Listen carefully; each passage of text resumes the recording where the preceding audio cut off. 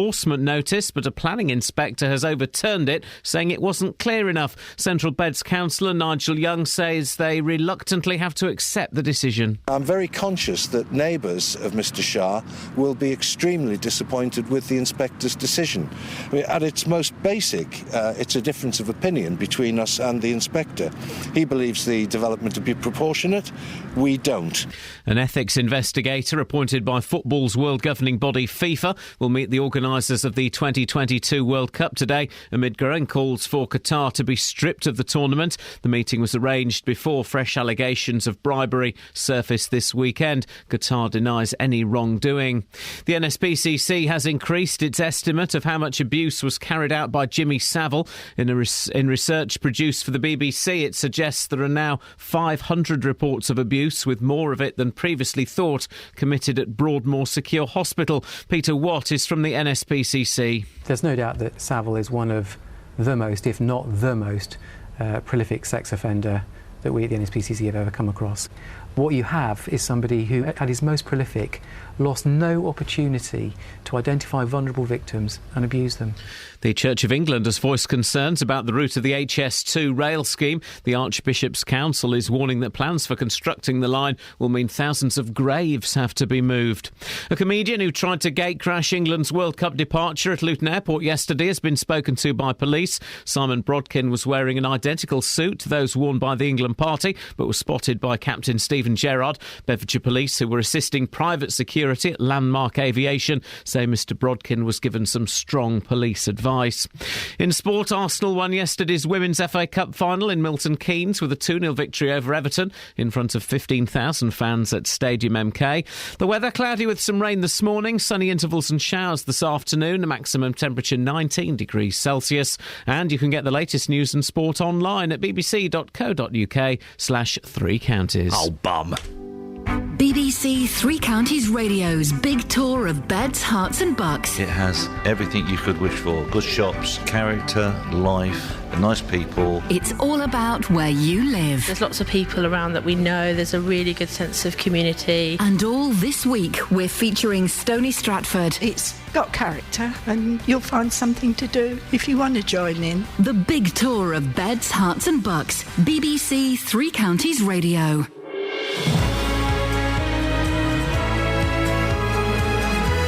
Morning, guys. Suddenly it's Monday and we're back inside the box. How did that happen? It was the weekend a minute ago. I used to be 24, you know. 24! I wasn't a very good 24-year-old. If I could do it again, I'd do it so much better.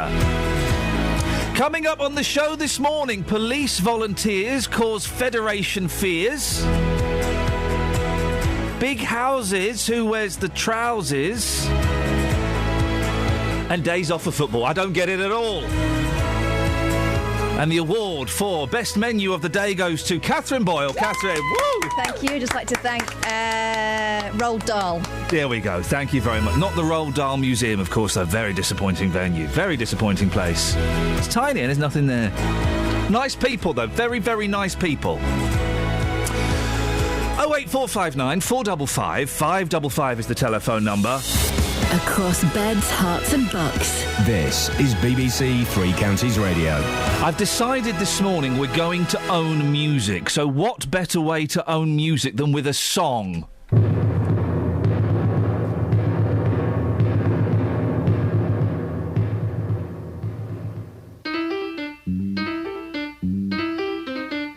She's a wonderful lady and she's mine, all mine.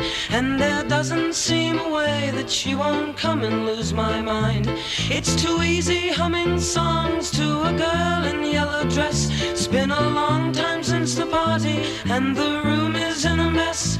The four kings of EMI are sitting stately on the floor. There are birds out on the sidewalk and a ballet at the door.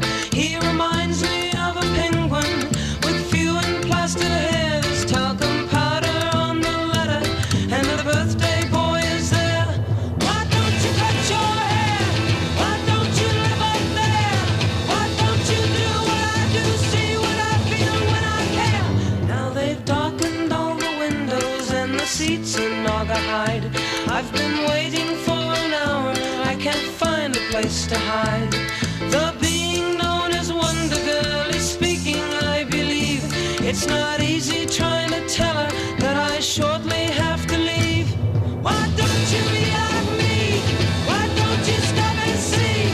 Why don't you hate who I hate, kill who I kill to be free?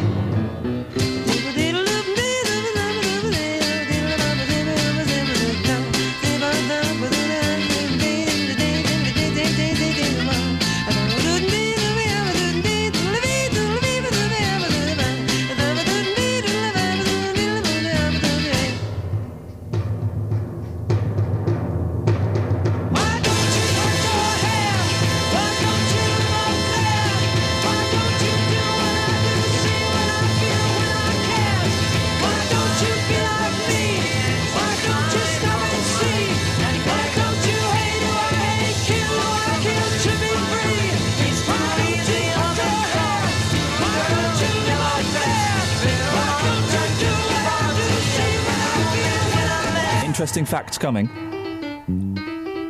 Interesting facts. Drop the drumsticks. There we go. Crazy, those guys. So. Stop it. That was the Monkees. That song was... What was that song called? You're not allowed to say it. Randy Scouse Kid. Oh. Right. Is that what it's called? That's what it's called. But when they released it in the UK, they had to call it an alternate title. And where does that phrase come from? Them? No. Scylla. Sorry? Scylla. No. Till Death Us Do Part. Yeah. Right. It was the son-in-law. Yeah. It was that. Cherie Booth's dad. And that was a bigger hit in this country than Daydream Believer. What? And no one knows it. You see, ladies and gentlemen, full of fact. Oh, full of something. How rude. How rude. Did you have a good weekend, girls? No, I was bored. Oh, girls. Oh, you should have come out of me, Cass. Should have. Them kids hanging on all weekend. Well, Kelly did an interesting mime there. I'm not quite sure. She was blowing up party balloons, I hope. 08459 455 555. She was. She threw a party and the balloons are blown up. Now, Hertfordshire Police is boosting its numbers. Yay! With volunteers. The force already has a fair few non-paid people working behind the scenes at its police stations, whether it's checking on the welfare of prisoners or running speed awareness courses. Or with the right training, of course. Listen, we all know the police aren't made of money these days, so you can't blame them for looking for cheaper ways of doing things. The question is whether volunteers can ever take the place of paid employees. For John Prendergast from Hemel Hempstead, it's worked the other way round. Here he is talking to our reporter, Simon Watts. I previously worked for 9 years in film and TV production, and a few years ago I decided that I wanted a career change, a better life for myself, for my family, more stability, and more importantly to actually be able to do something that was of some value and I felt gave me a real sense of, not a sense of purpose, but a sense of fulfilment and job satisfaction. So you volunteered for Hertfordshire Police, something you've done for a couple of years now. Tell us what you've been doing over that period of time. I started training a few years ago to become a special constable, so a volunteer police officer. Basically, it means that I was a police officer in full police uniform. The public wouldn't know the difference between me and a regular police officer. And I worked in Watford alongside regular colleagues on the intervention team, so working on the team that responds to 999 calls, dealing with some special operations. So, for instance, I worked at Watford Football Stadium, covering the football matches.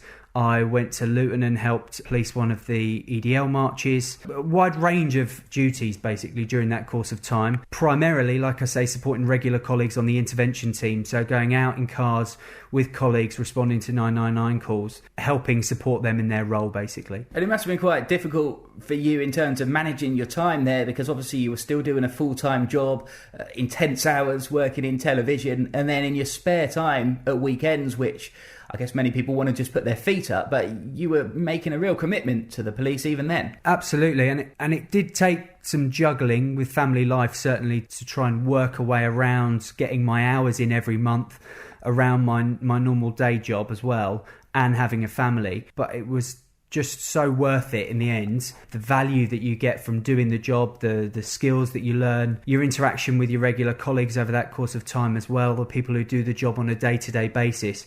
I was looking at this for the long term as a career change, so going in as a special constable gave me a level of exposure to the police force that I would never have otherwise had. Enabled me to work out if that was actually something that I wanted to do in the long term. And in the end, it all proved worthwhile, because at the back end of this year, you got up an opportunity to make a dramatic career change, and you're now going through the training to later this year become a fully fledged police officer. Actually, by this time next week, I'll be a fully fledged police officer following the completion of my course. And so for people listening who maybe fancy the idea of volunteering, I guess people who come in at different levels, some may not want a career in it, others might look at you as a bit of an inspiration because you put that time in, that time for free, but at the end of it, there might be a career for you. Is it something that you're really pleased that you've done now? I'm really pleased I've done it. I was slightly sceptical at first because I was worried about fitting it in around my family life, but having done it, it was absolutely invaluable towards my future career, I hope, in policing.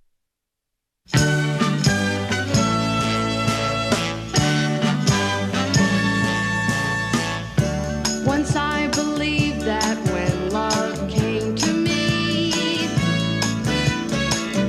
it would come with rockets, bells, and poetry. But with me and you, it just started quietly and grew. And believe it or not, now there's something groovy and good about whatever we got. Wee Willie Wonky. And it's getting better, growing stronger, warm and wilder, getting better every day, better every day. I don't feel all turned on and starry-eyed. I just feel a sweet contentment deep inside. Holding you at night just seems kind of natural and right.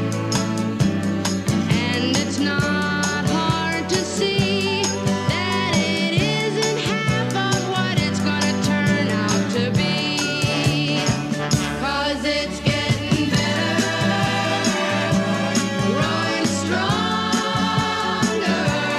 warm and wilder, getting better every day, better every day.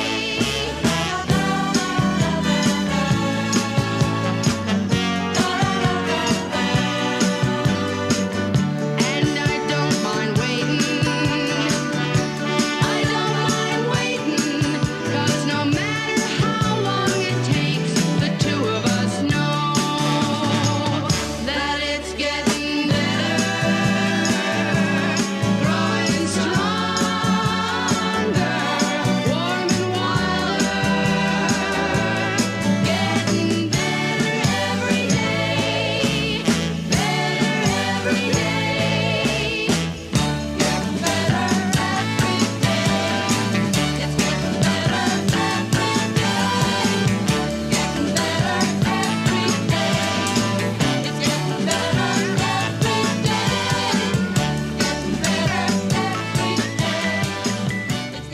Happy National Mama Cass Day, everybody. What are you doing to celebrate? Travel news for beds, cards and bugs. BBC Three Counties Radio. Good morning. We're looking very quiet on the major routes so far this morning. M1 and M25 not started to get busy yet. Got some roadworks to watch out for in Bletsoe. The A6 is closed between Mill Road and Bourne End Lane. I'm Alice Glossop, BBC Three Counties Radio. Right, 6:15. It's Monday, the 2nd of June. I'm Iain Lee. These are your headlines on BBC Three Counties Radio. Hertfordshire Police is launching a new campaign to attract volunteers to the force. They say it will get more people playing a part in keeping the county safe. The owner of a 7-bedroom home in Bedfordshire, which was ordered to be demolished as it didn't have planning permission, has won his appeal. And in sport, Arsenal won yesterday's Women's FA Cup final in Milton Keynes with a 2-0 victory over Everton in front of 15,000 fans at Stadium MK. BBC Three Counties Radio.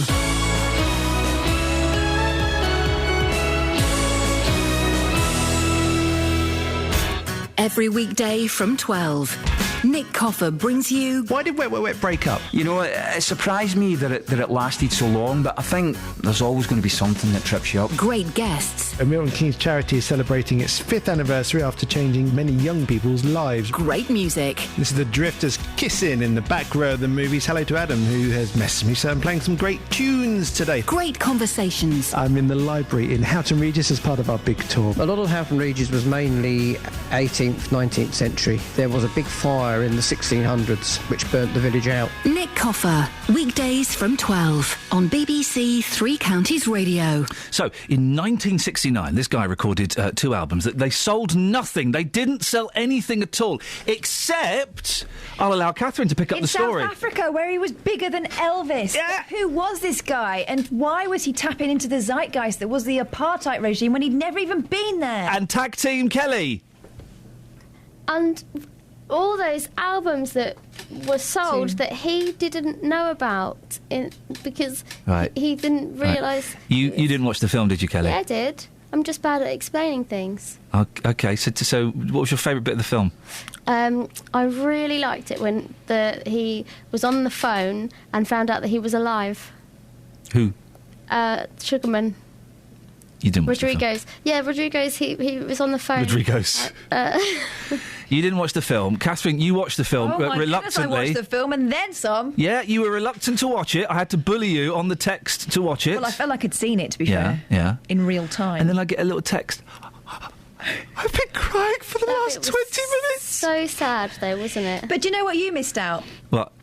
The fact that this guy had gone back and he was working on in the dirtiest, grimiest jobs. He had no idea that he'd had such a massive impact on people's lives. Yeah. He's sort of trudging around in the snow in Michigan. Yeah. This very poor Mexican guy. His kids knew that he was a principled man and he really wanted to stand up for those who couldn't stand up for themselves. Hang on a second. But he thought he'd never made it. Hang on. Kath's making the film more boring than I was going to say, was I that boring when I was banging on about it? I thought it was all about lost potential and not realising how much of an impact you make on the world, which I think we can all identify with. Isn't it? I think this is it. I think the film, you pick up what you want to pick up from it.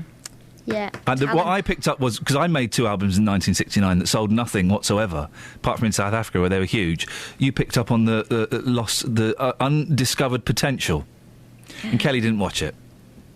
I picked up she went out. Something else on. Sorry? Anyway, you can watch it on Catch Up, BBC 4. It was on again last night. I taped it last night. Set the old VHS to record. Did you really record it, or did you not just press? No, I set the VHS to record it. Set the time. I'm the only one that can work the timer in my house. Dad's tape. Do not record over. Do not tape. You come back one day, flipping EastEnders and MasterChef is taped on it. Who taped over Ghostbusters 2? Does my head in. 08459 455 555.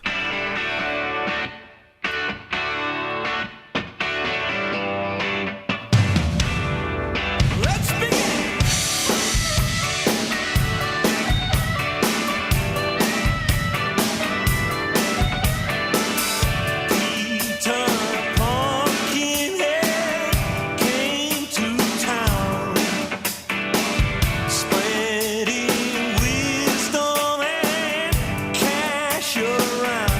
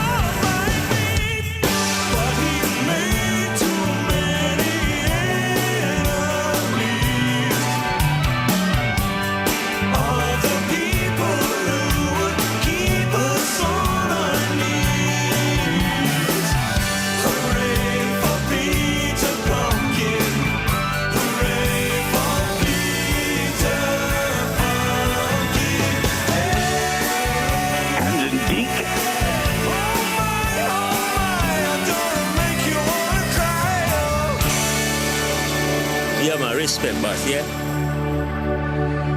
Happy National XTC Day, guys. What are you doing to celebrate?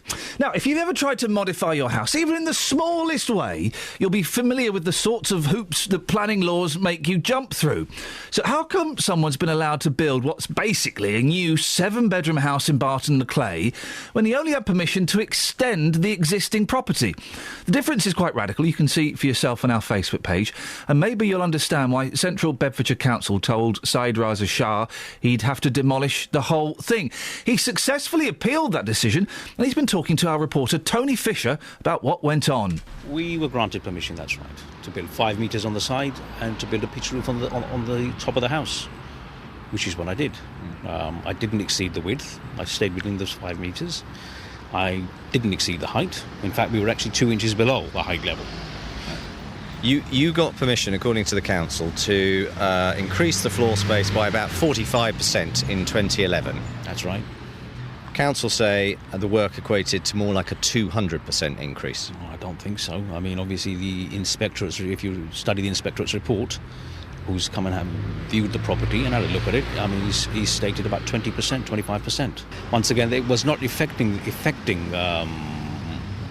the Greenbelt area because we hadn't increased in height, no width. What I'd done in the front of the house, I've got no neighbours, which it was affecting. So you'd increased in the front and the back, but not in the height or the width? Height or width. What I'd increased was the balconies, just to make it more aesthetically pleasing. But do you accept that you did increase the floor space by much more than what had originally been agreed? Not 200%. I've always put my hands up. But you had increased it by more than had been originally agreed? Yes. By how much more? According to the inspector's report, about 23%. So you had exceeded what the original agreement? Yes. So you knew you were effectively pulling a fast one? No, I was not pulling a fast one because we hadn't. What I'd done, the balconies, etc., is what we'd done. It would have increased. So they don't really come into the floor space. Oh, so because you were doing a balcony, you didn't think that came into the floor space? Yeah. But you've got away with it, haven't you? Because the council's wording was wrong.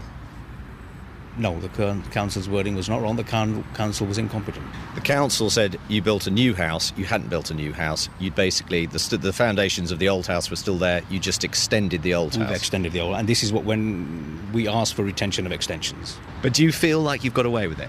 Got away with what? Because you extended your house to more than the agreed limit. I don't think I've got away with anything, to be honest with you.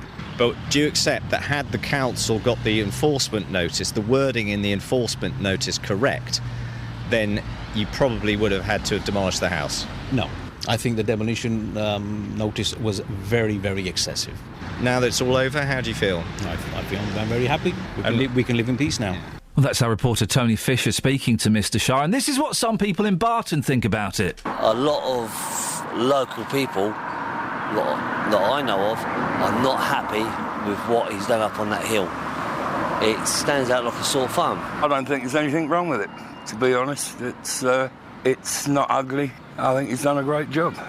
Most people that I've spoken to feel that it does look quite nice, actually, but it's the way they've got away with doing with what they've done. It does look quite smart from the road, and it's not something that stands out, looking bad or anything like that, but it's just the fact that the rules are the rules. And he's done what he's wanted to do. We'll put the pictures on the Facebook page. I know what it's like when you get building work done, or you do a little bit of a modification or a loft conversion, or you add a little bit. I'll flip it. You have to do so much work to make sure that you do it properly. I got stung for replacing a bathroom which had completely leaked through the entire flat, so I had to replace floors and put a new bathroom in, and I had to pay retrospective planning permission for that. When we did a loft conversion in our last house, it went on for flipping ages, and they kept coming back. The building inspector guy kept coming back and saying, "You've done this wrong. Why have you not done this?" And in the end, the last thing, he wouldn't sign it off because we had the wrong type of light bulbs in. He said, "You've got to change the light bulbs." I said, "OK, I'll do that. I'll do it this afternoon. Can you sign it off?" "No, I'll have to come back in a month." See for myself. You can kind of understand why people in a situation like that would just do it. It's funny because I don't. My chair fell back then. Did you see that?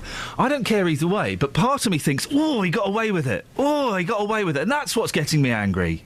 beyond anything else. I mean, you know, people there saying, "Oh, he looks quite nice and he looks great and good luck to the fella," but there's just a sense that he got away with it. Makes mugs of the rest of us who do it by the book, doesn't it? I tell you what, 08459 455 555. When have you ever shouted at the wrong? When have you ever gotten away with it? There we go. Let's put that out there and shouted at the wrong person simultaneously. Let's do that. Ever shouted at the wrong person, Kelly? What? 08459 455 555 is the Oh! And congratulations to Catherine Boyle. On being the best mummy in the world. Do you know what Kath's doing? No, I'm not. Do you know what Kath's going to do, Kels? I'm not doing it. She is going to... One of her little girls, wrote an adorable note. An adorable note. Don't do this on air. Saying, please... I mean, well... Ples. Can I have cat? I like cat, ples. But she did it in a really subtle way, though. I love you and I love cats. Yeah. Ples, can I have one? She wrote a note saying, ples, can I have a cat? And I've been... Catherine was unsure, as we all are, when we were talking about bringing a new life into the world and into our home. And so I sent her lots of pictures of kittens and I wrote cute messages. Some of them were misspelt, and then I wrote, excuse the spelling, I'm only little. Ples by me. I'm still getting them from your followers as well, thanks. Ples, yeah. If you want to, at 3CR Kate, if you send her pictures of cats, that would make her day.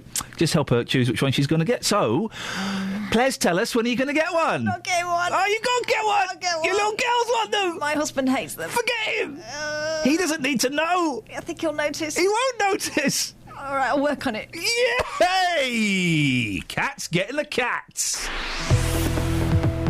Travel news for beds, cards and bugs. BBC Three Counties Radio. The M1 London bound starting to build up now between junction 12 for Flitwick and 7 for Hemel Hempstead. Also on the speed sensors, the A1M southbound starting to look busy around junction 7 for Stevenage. Public transport, that's all looking good. We've got no reported problems. I'm Alice Glossop, BBC Three Counties Radio. Across beds, hearts and bugs. This is BBC Three Counties Radio.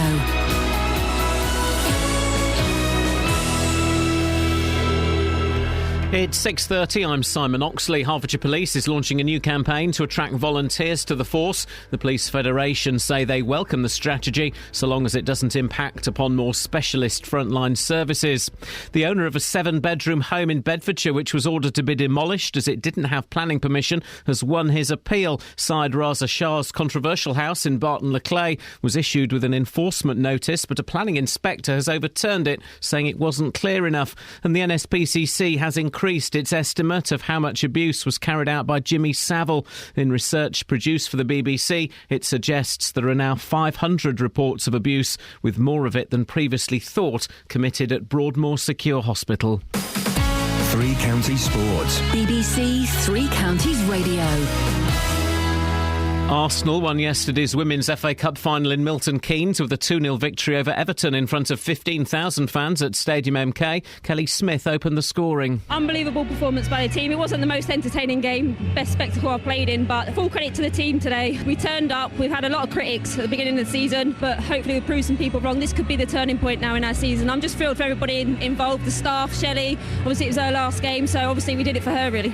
Paralympic gold medalist Hannah Cockcroft set a new world record at the Bedford International Games yesterday. Her record came in the wheelchair 1500 metres as she finished 5th in a mixed race. Elsewhere, there were wins for Milton Keynes duo Joey Duck and Rachel Gibbons in the women's 200 metres and pole vault, whilst Nigel Levine returned to his hometown to win the 400 metres.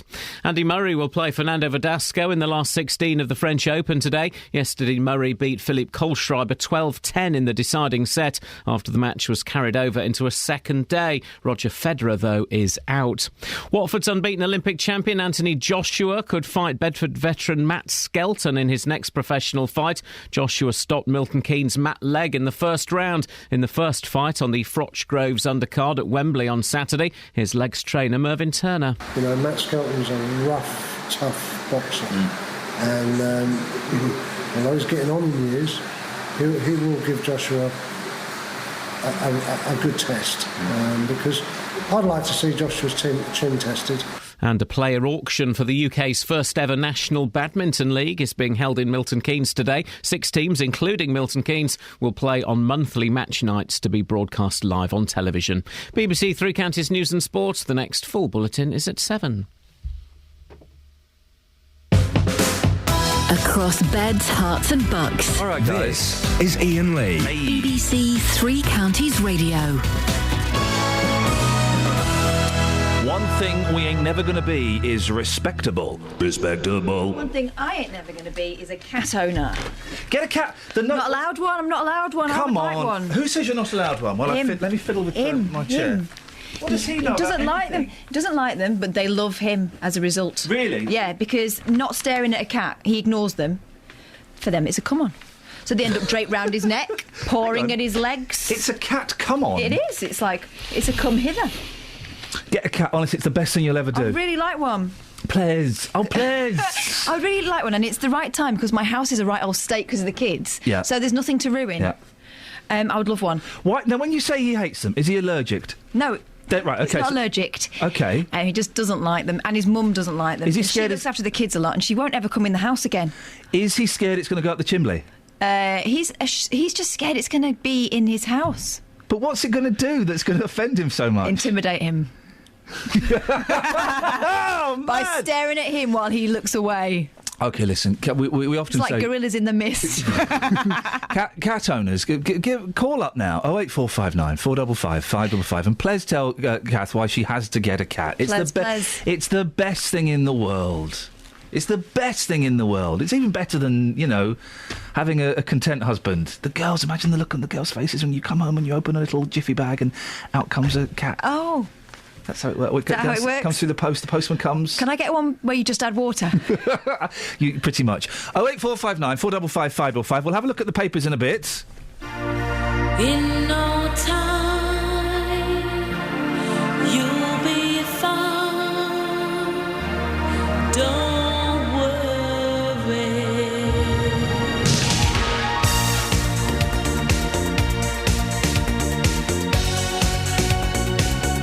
Don't worry.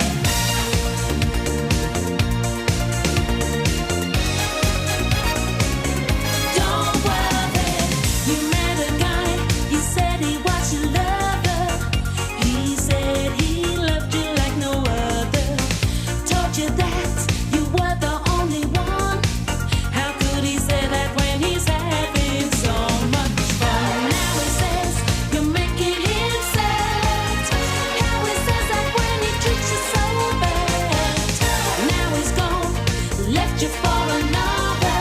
You're not the first, you now discover.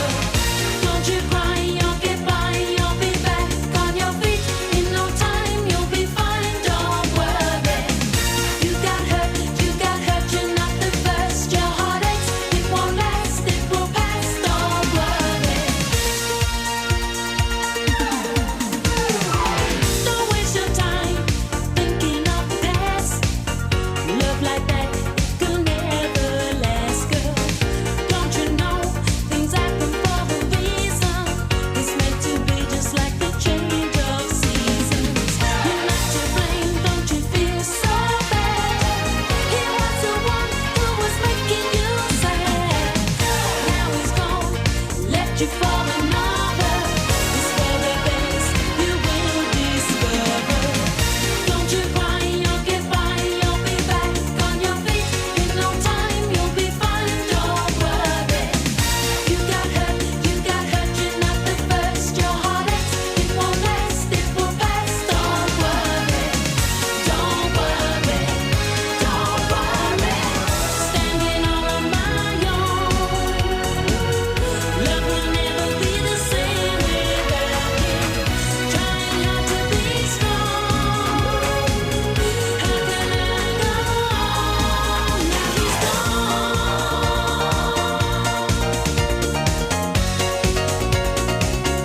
Don't worry.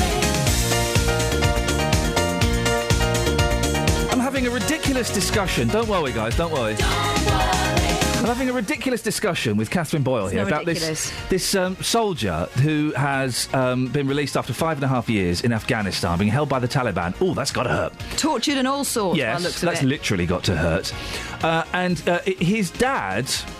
Did anyone know the background of his dad, both ethnic and religious? Because when I first saw him with the long flowing beard, I thought that was the soldier. So did I. And he keeps talking in Pashto, which I believe is the language of the people that were holding him, and saying, "Sorry, son, I hope you haven't forgotten English. I hear you're struggling with English." You don't forget English after 5.5 years. I think he's been trained. I think that they've said to him, look, this is the situation. You're going to get back a very damaged son. And to make it easier, you might have to learn a few phrases. Because I think you can forget your own language after... I mean, he's been in an extremrumoured traumatic situation. He was unwell anyway. I've been looking at this. I've been following this quite with keen interest. It is rumoured that he was unwell when he got captured because he kind of just wandered out of the base without any guns or anything, just went for a walk. A completely unregulated walk, and that's how he got captured. So he's possibly damaged goods anyway, and obviously 5.5 years in captivity. He certainly is now. It isn't going to help. But you can't forget English. You can. How? When I lived in Spain for 6 months, and France to a certain degree, because you don't translate anymore. When you're actually living in you can't. Otherwise, you would be lagging behind the conversation the whole time. So you kind of flip a switch in your head and you think in that language. You end up dreaming in that language. You do not dream in foreign. Yes, you do. No one dreams in foreign. Yes, you do. That is nonsense. And I'd be on the phone to my mum and I'd forget words like window. Oh, right. I would forget words. Okay. And that's after 6 months. Hang on a second. Let me just speak to Kelly. Kelly. Hello. Have you ever dreamt in a foreign language? No. Yeah, but you have to be able to speak a foreign language in the first place, you moron. Well, do you know, if that's the best you can make of the English language, then shame on you. Maxine? Yeah? Have you ever dreamt in a foreign language? No. Thank you, Catherine. Yeah, but you have to be living there and absorbing it. That's what happens. Maxine, have you ever absorbed it? Have I ever what, sorry? You've called in about cats. I have, yeah. Go on, what you want Kath? You want Kath to buy a cat? Definitely, yeah. I've got 2 cats, and it's a well-known fact that if you're stressed, stroking a cat releases stress. It distresses you? Yes, definitely. What? De-stresses. Oh, de-stresses. I thought you meant distress. Okay. It does, doesn't it? It relaxes you. It does, yeah. How many cats have you got, Maxine? 2 cats. They've always had 2, yeah. So they keep each other company. So you need to get 2 cats, Catherine. Oh, 2. We're on the 2 I think that might be adding insult to injury. In fact, they're good names. Maxine, we'll let you go because it's not the best line. He hates them. He hates them. Well, he does. The thing is, my mum's not crazy about them either, and her mum had loads of cats when she was a kid. And does your mum live in your house? No. No, but you know, they do their lion's share of the childcare. Listen, no one, not even Saddam Hussein, Adolf Hitler, or whoever it is we hate these days. They said, imagine Saddam Hussein, right? He's with one of the Mrs. Husseins, let's say number 26, right?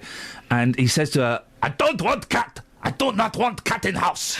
And then he comes home one day, this is before he died, he comes home one day after a busy day, you know, being nasty, and there's this lovely cute cat in house. I did not want cat, but I love these cats, so cute in my house. You little monster. You can't do that. You can't.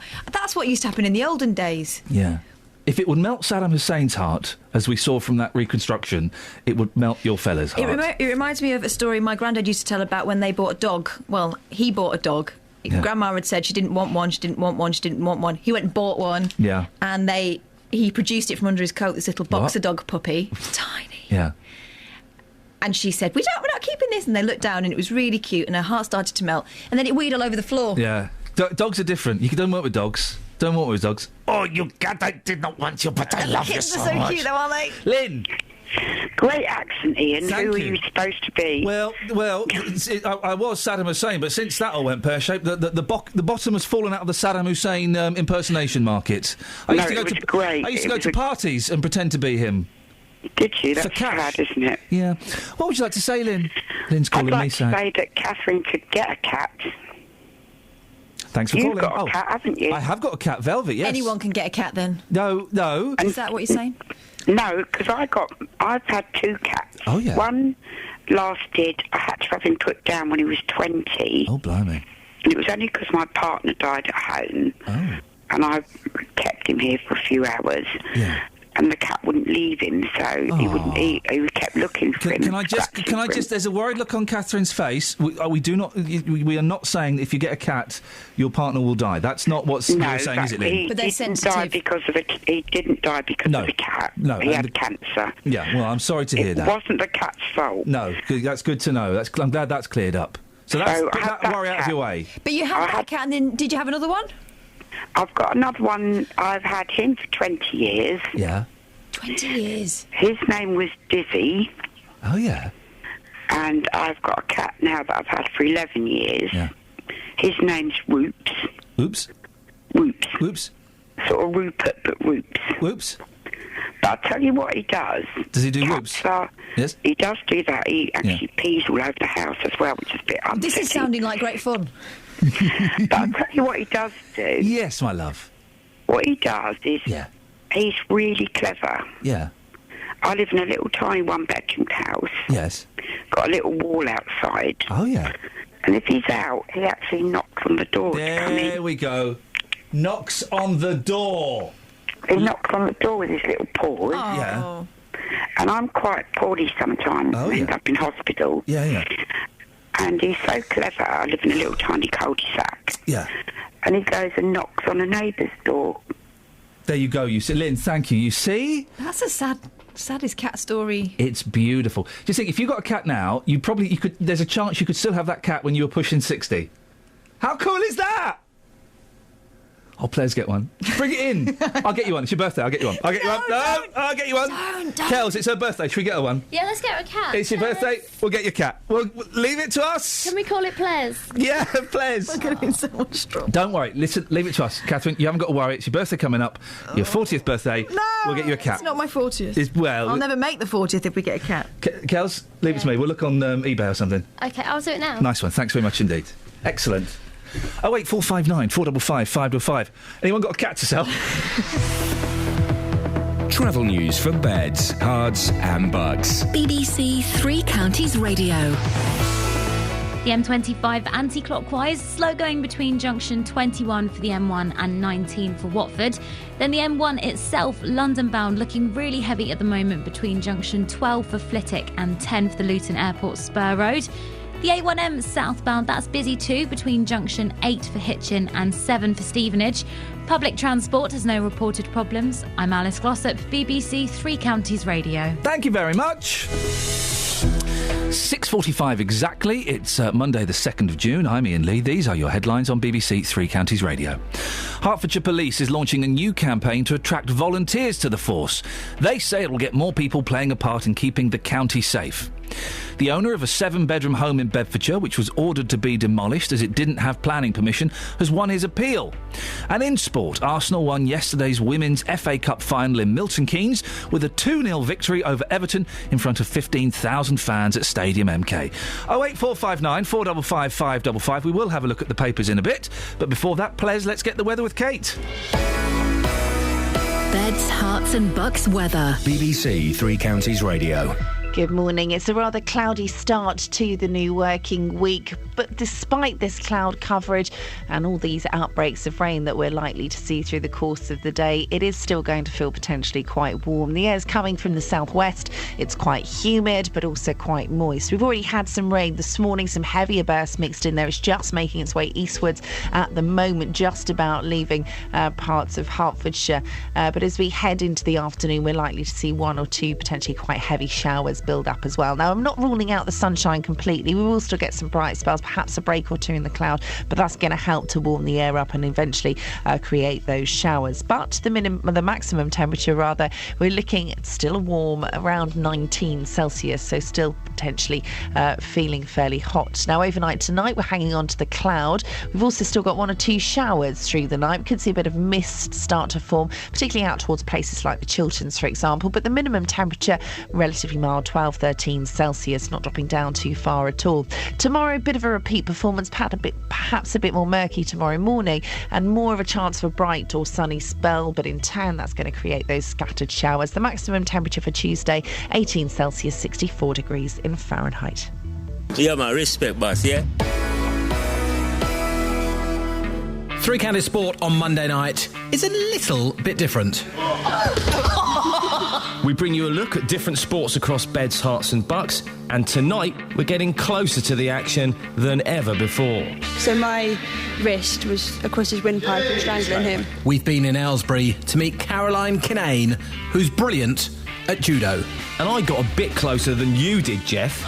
And now she's on top of him. Find out how Luke got on at judo against Caroline Kinane, who's off to the Commonwealth Games. You have a feeling of just utter helplessness. Tonight from 6, here on BBC Three Counties Radio. Across Beds, Hearts and Bucks. This is Iain Lee. Now, BBC Three Counties the Radio. next song was supposed to be this. You know this is, Kath? I bet it's good in person, in concert with some lights and that. It's the new... Coldplay. It's Coldplay.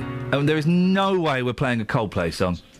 We're not playing a Coldplay song. What else can we play then? Well, I've told Kelly we're not playing a Coldplay song, so she's queued up another song for me. Hey. We're not playing a Coldplay song. Oh, especially not this one. What the We're not playing this. When you try. Oh, for God's sakes. I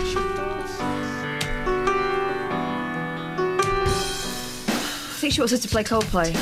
It's not happening. Oh. I quite like that one. No, I don't mind that one actually, but it's the principle of the thing now. How It Dies. This one reminds me of Alan Partridge, this next one. All right, I'll put one in. Okay. You're in trouble, girl. You're welcome. Thank you. Loving you is the right thing to do. How can I ever change things that I feel? If I could, maybe I'd give you my word. How can I, when you won't take it from me? You can go your own way. Go your own way. You can call it another lonely day. You can go your own way. Go your own way. Tell me why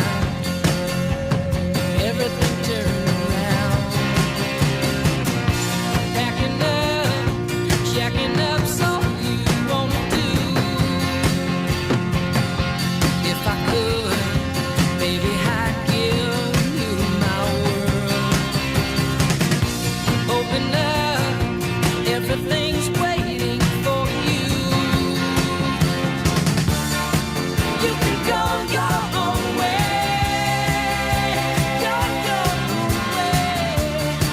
You can call it another lonely day. You can go your own way. Go your own way.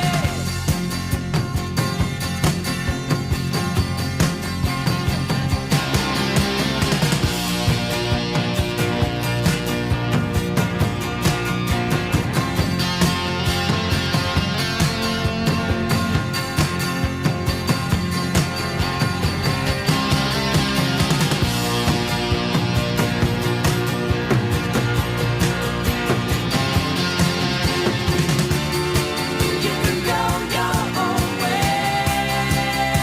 Go your own way. You can call it another lonely day. Another lonely day. You can go your own way. Go your own way.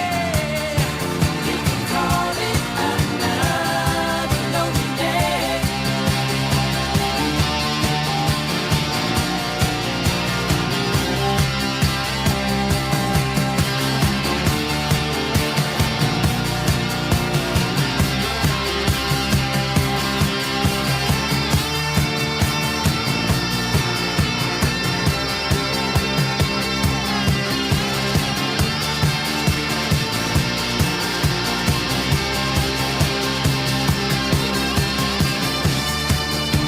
I've just seen Kelly Betts playing the limpest air guitar ever. It's like you were holding a salami, a floppy salami, and gently strumming it, like Jose Feliciano style. That was rubbish. If I'd known you were watching, I'd have put more effort. Yeah, well, you should. There's always suspect there's an audience. Oh, okay. And work it, baby. Okay. Okay. Mm-hmm. Catherine Boyle is in my studio. Yes. Which is always... There's nothing in the papers, is there? Well, you say that. Something that's been annoying me all weekend. Yeah, go on. All this talk about giving people the day off to watch... Is there some football going on? The World Cup fever is in the air. Isotonic means it's imbalanced with your body fluids. I'd like to watch Cash in the Attic. No one gives me time off to watch that. There is talk, isn't there? And I was at Sky yesterday and they had a woman in, I think she may have been an expert, saying that bosses... What do you mean? Well, An expert on what? I don't know, people bunking off work. I don't quite know what she was there for. All right, I get you. But she was saying, the reason she was booked was saying that bosses should be more flexible when it comes to the World Cup. But it was like it was compassionate leave or something, the way they were going on. Because the matches are on late at night, aren't they? Because it's abroad. Yeah. So I think the England match on Saturday's at 11 or something like that. I don't know. I mean, I'll be taping them all. Don't tell me. No spoilers. But so people will be going into work a little bit tired or a little bit late. Let me think. Tough. You're a grown-up. Get your priorities straight. Yeah, that's what it's all about, isn't it? That's what it's all about. But they were talking about, it's only right that employers make sure that there are televisions available, and why? Well, hang on, but that wouldn't work. Well, that's only people. It's on at night time. Yeah, so if you're working at night, say you've got no one a works responsible. At night. People work at night. No one works at night. We virtually work at night. What are you talking about? We work in the morn. Anyway, I think it's a silly idea. 08459 455 555. Should people be allowed to have it off over the World Cup? And do you know people who've bunked off? I know people who've bunked off to watch what is essentially a game. Can we get the person phoning in that always phones in radio stations during these conversations and says, I bunked off school or work, and then the next day I went and I got in trouble because there was a close-up of me in the audience. Yeah. People always do that phone call. So if you want to do that phone call where you say you bunked off school or work to go and see a football match and you got in trouble with your headmaster or boss because they showed a shot of you on the television, 08459 455 Should we broaden it and do bunking off and found out? I nearly swore then. I nearly said flip it. Yeah, flip it, yeah. Let's do that. Because I never bunked off, so I'd like to know what that felt like. I didn't bunk off school. I wish... This is... And kids, if you're listening, I know that you're going back to school today, so, this is not the official line of the BBC. But looking back, my one major regret is that I didn't bunk off school. You would have got into trouble. Yeah, I'd probably still end up here. You wouldn't have bunked off and read an edifying book? No, I'd have bunked off and had a few bevies, gone down the shop. Made a show of yourself? Yeah, I'd have been a plum, and it would have been wonderful, because that's what children should be. They should be plum. I'm not saying when I was, 6, but when I was 14, 15, 16, I wish I'd bunked off. I don't think I ever bunked off school. 08459 455 555. Kelly? I've never bunked off school. I don't believe that for a second. Your life is one big bunk off. But one time I was really ill at school and the matron had to take me home. The matron? Yep. And she drove... What? The matron? She drove me home. Yeah. And on the route home, we saw all these children that were bunking off school. And she was going, no, that one, yep. No, hang on a second, right? If I'd have told that story, you'd have both gone, oh, yeah, great story. You tell it, and you do the gasp of incredulity. But it wasn't a very good story. But I liked how she used matron. That had me. Matron. She had me at matron. She did say matron, didn't she? Yeah, she did. Yeah. But it's still a gasp of incredulity at that story. Well, but if I told the story, you'd go, oh, yeah. I just wonder how ill you've got to be for matron to take you home, because with me, she'd just stick me in sick bay all afternoon. So what's the sick bay? Yes. Were you in a war zone or something? So what are we asking people? Bunking off and getting found out. Bunking off and getting found out, and should you have time off work to watch the World Cup? Say one thing for Charles Saatchi. He knows how to rock a look, doesn't he? Well, he's got one look and he's working. Listen, and who knows what goes on in the mind of Charles Saatchi and the mind of the ladies that he does woo and make cry so. But he wears the same outfit, and I would do that. I went through a thing of doing something kind of similar to that. He's got the same kind of white pressed shirt with the button done up at the top there, and the sort of blue jacket. And that's in every picture when he's not being rude to a woman and making her cry, because who knows, I don't know how litigious he is. At least that's how it appears. Yeah. He's wearing that outfit. Mm-hmm. Maybe they just go, please change clothes. Wear something different. Yeah, I wonder if he opens his wardrobe and there's just some white shirts, some black trousers. I kind of respect that a bit. Wednesday. Wow, Catherine. Yes, Beds, Hearts and Bucks heard your stomach. That's outrageous. I am woman, hear my stomach roar. Wowzers, in numbers too big to ignore. Can you believe it's actually a song? Yeah. Apart from the stomach bit. I've never heard that song. Have you not? No, I only quoted. I am woman, hear me roar. We'll play it in the next hour. Oh, good. We'll play it in the next hour. Who is it? It's not Helen Keller. Neil Sedaka. No, it's not Neil Sedaka. It's the woman. She gets up and sings with Neil Diamond at the Love at the Greek concert. Is it Helen Keller? No. Helen Reddy. Oh. Helen Reddy. I was going to say Carole King. Nope. It's Helen Reddy. Helen Reddy's got a great voice. OK, well, play me that song. I tell you what, guys, 7:35, we're going to be playing I Am Woman, Hear Me Roar by Helen Reddy. Anyway, there was a point that I was making and you've completely made me forget it now. And wearing the same clothes. Wednesday. Yes. We're all wearing the same clothes. Are you in? Black shoes, blue jeans, pink top, green jacket. No, why would I do that? To be part of the team. That combination doesn't work. That's like you've been dipped in glue and rolled through the dressing up box. Come on, we're inviting all of the listeners to do this. All of the team, including Catherine, will be doing this. It's a little bit fun, it's a little bit bonkers. It's what we do here. We're a little bit wacky. Feel your boots, your mismatched boots. They're supposed to be black shoes, not boots. Really? Yeah. Gosh. Bit like the Minder. People still do that. Travel news for beds, cards and bugs. BBC Three Counties Radio. The M1 London bound very slow between junction 14 for Milton Keynes and 10 for the Luton Airport Spur Road. Also the M25 anti-clockwise struggling between junction 21 for the M1 and 19 for Watford. Also very heavy between junctions 17 for Maple Cross and 15 for the M4. Also on the speed sensors in Cheshunt, the A10 southbound heavy going as you head towards Waltham Cross. Public transport, no reported problems. I'm Alice Glossop, BBC Three Counties Radio. Alice, just a quick question. Sure. Nicola, who was filling in for you last week, yeah. Has she been sacked yet? No. Well, can we do that? I'll put a word in. Put a word in. Get her sacked. I thought she was very disrespectful to me and the listener and travel in general. Thank you very much, Alice. Thank you. Local and vocal across beds, hearts and bucks. This is BBC Three Counties Radio.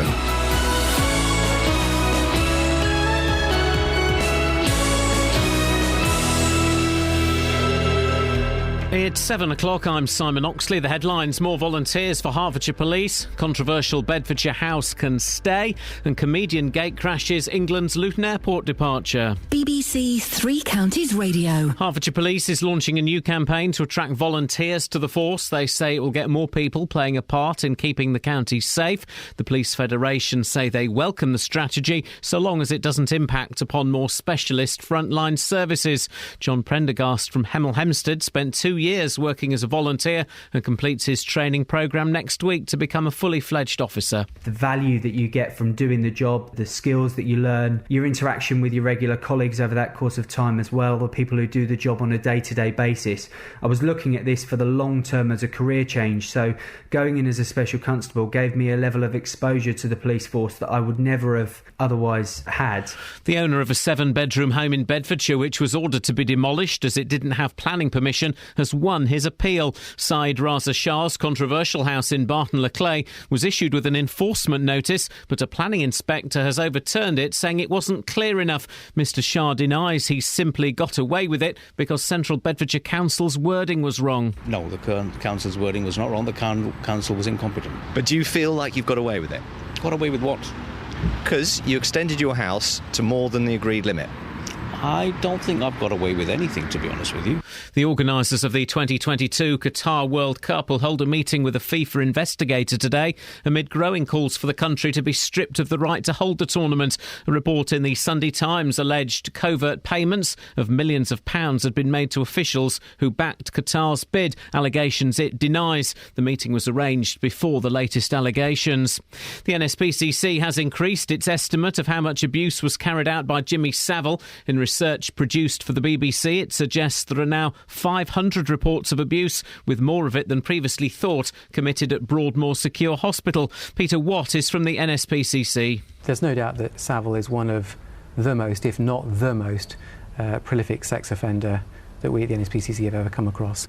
What you have is somebody who, at his most prolific, lost no opportunity to identify vulnerable victims and abuse them.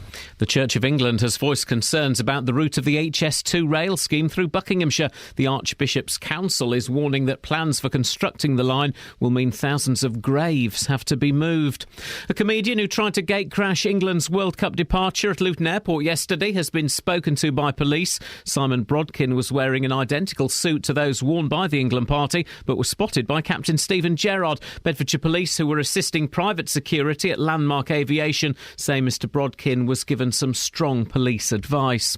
In sport, Arsenal won yesterday's Women's FA Cup final in Milton Keynes with a 2-0 victory over Everton in front of 15,000 fans at Stadium MK.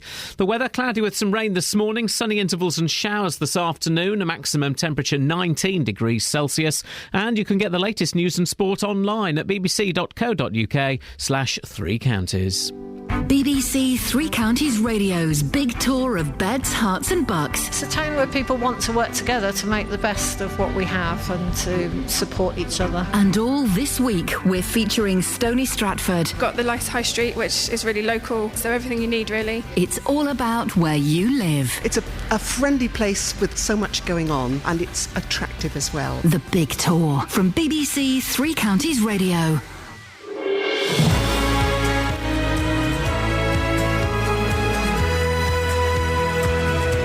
Morning, this is Iain Lee, BBC Three Counties Radio. Lots to talk about this morning, including police volunteers, a big house, and days off for football. Other little side issues include when have you bunked off and why, and should Cat get a cat? I'm calling you Cat now, that seems to be sticking, which is cute. And you're going to get a cat. No, I can't get a cat. Why? Not allowed one. Les. Stop here, I'm a little cat. I like to eat fish. I'm not allowed one. Yeah. Man up, Boyle, man up. 08459 455 555. Across beds, hearts and bucks. This is BBC Here we go. Three Look. Counties Radio. Here we go. Catherine, got some tech. David in Marsh Farm. Catherine, I know a lady who has a kitten. Oh. She wants rehomed. Contact Donna on 07... No, don't give the number out. You don't want everyone else getting it. The cat's a little girl. Oh, I would really like one. Yeah. Not loud. Please. Then Leslie in Watford is... Oh, for goodness sakes. Do not believe a cat can't ruin your home. What is this anti-cat propaganda? Thanks, Leslie. This is what I need to hear. I thought this stuff was outlawed. You will need to replace all carpets and furnishings no matter how many scratching posts you have, and heaven help you if you don't move quickly enough to suit the creature. What does that mean? That's They nonsense. go where they're like. Leslie is probably a dog owner, certainly a cat hater. Leslie's probably not even her real name. A coward and a bigot. Something else I don't... the reason why I can't have a cat is that I morally object to releasing an animal out into the wild to defecate in your neighbour's garden. No, please, baby. I'm only little. But they are cute. Kath, why don't you buy a male cat? Then your husband's happy you've got a boy in the house. Yeah. Yeah, get some lads. But make sure you cut its nuts off. The husband's? No. Well done, Kelly. Thank you for clarifying, because that could have been awkward. The cats. The cats, OK. No, you don't want a Tom. You want a little girl. You've got to have a little girl. Oh, look. I can't have one. Please. No. Listen, honestly, your 40th is coming up in August. It's not coming up in August. Kels and I will be pleased to get you one. It will be a pleasure. Oh. To get you one. We'll get your cat. Okay? Yeah. No. High five, Kels. No. What if we get a really old one? Then she doesn't have to have it for that long. Good. A really old one. If you've got a really old cat that you don't want, just drop it off at the studio. We'll sort it out. 08459 455. Don't do that, for goodness sakes. Although I might take it. Now, We're always hearing how cash-strapped the police are, so you can't blame them for trying to save money where they can. What do you reckon to this? Police in Hertfordshire are already using volunteers to help them out with things like custody checks, speed awareness courses and victim support. And today they're looking for more people to join the unpaid ranks. Joining me now to tell us more is Community Safety Chief Inspector Carl Foster. Morning, Carl. Good morning, Ian. Carl, let's address the thing that will be concerning lots of people. Are volunteers being used to cover posts that would have been paid in the past? No, absolutely not.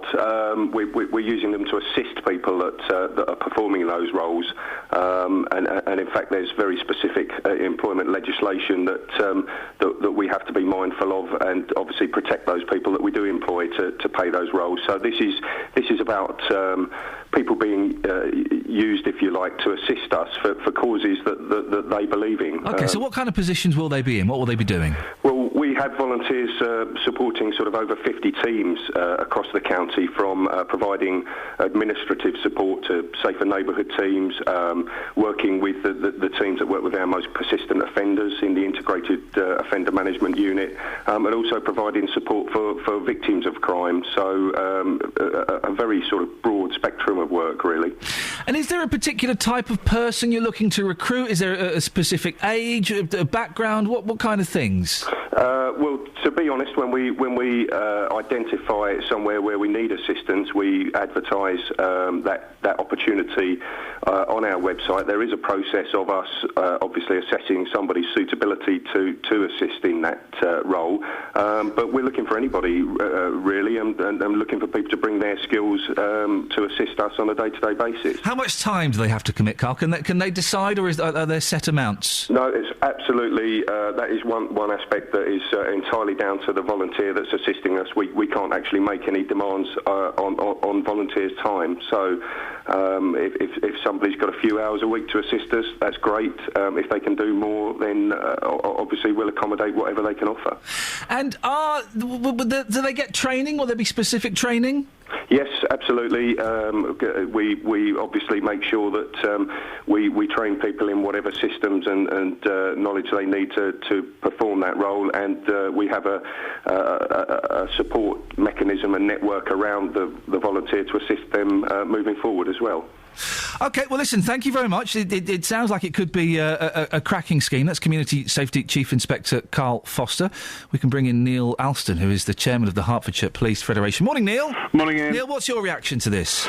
Well, we've been doing this for a long time. It's a good thing in terms of getting the community to support their local policing. We support that entirely. But what we shouldn't forget, of course, is that this isn't core policing functions. Those core policing functions are still being done by 20% less officers than we were 3 years ago. So these are the nice to-dos. These are the additional stuff.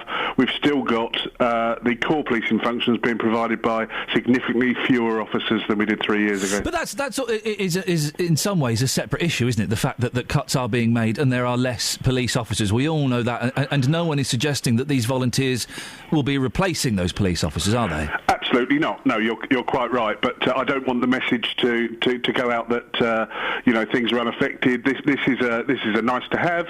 We fully support it because we feel that people should get involved with their police service. But let's not forget that my members are absolutely on their knees and are really struggling to provide the service that they do. It could be argued that this does free up police officers to, police and stuff. Absolutely, yes. So, as I say, you need to make the distinction between core policing and the nice-to-do services, and but it does mean that officers are just doing the sharp end stuff as opposed to working with their community in the ways that they'd like to. So it's a bit of a shame, but we'll take every bit of help we can get. Is this just kind of a revamped neighbourhood watch scheme? I think it's far more than that because we used to involve members of the public in quite limited ways, but I think this is enabling anybody with any skills that they have that can help with policing to help in a number of different ways rather than just checking on their local neighbourhood. Neil, just going off on a slight tangent, if you'd indulge me, there's a thing in a lot of the papers over the weekend and today about bosses should be more understanding when it comes to their workforce watching the World Cup, and maybe they should should have a TV in the office. Do you think there'll be anything like that in the police stations across Hertfordshire? A TV where they can watch the World Cup or a radio where they could listen in? Sadly, I don't think so. We used to have televisions in police stations. They're getting less and less. And, of course, the officers don't have time anymore. The legislation is there to say that officers should have a ref's break, and you'd hope that they would be able to watch a bit during that. But very often they don't even get a refreshment break anymore. So much as I'd like to say, yes, I'm sure officers will be sitting back watching football, I very much doubt it, because they'll be out there protecting the public at those Neil, times. excellent answer. Well done, thank you. Neil Alston, Chairman of Hertfordshire Police Federation. Call 08459 455 555. BBC Three Counties Radio. It is this thing about... should you get time off to watch the World Cup? Should bosses... Because a lot of the matches are late at night. Should your bosses expect you to come in, an hour, a couple of hours late, maybe a little bit hungover, or maybe if you're working when the games are on, they'll have a TV on and they'll kind of expect productivity to go down. Bit of face paint on. Because I don't... Vuvuzela. You've got a job. You've got a job, so do a job. I don't get people who take their birthday off from work. Not when you're a grown-up. Not when you're a grown-up. You've got a job. You celebrate your birthday and the closest weekend. That's what you do. Or you go out after work, or don't bother. But so many people I've worked with in the last few years have... Oh, I'm not in tomorrow. Oh, why is that? It's my birthday. Sorry, what, are you 15? What is that about? You're going to sit on the sofa with all your presents on your knee all day long like you used to at Christmas. What are you going to... Yeah. Just with your hand. It's a weird thing. Why? Well, listen, when you grow up and you're an adult, you have responsibilities, and one of those is work, and you have to come in and do your work. And also, I think when you've had 18 birthdays, that's celebration enough, isn't it? Oh, man, I'm not a fan of the birthdays. Although saying that, I'm going... Sunday, my friend's 40th, so I'm going to go down and... sink a few beers, maybe. I'm not. I don't drink. I'll watch them get drunk. 08459 455 555 is the telephone number.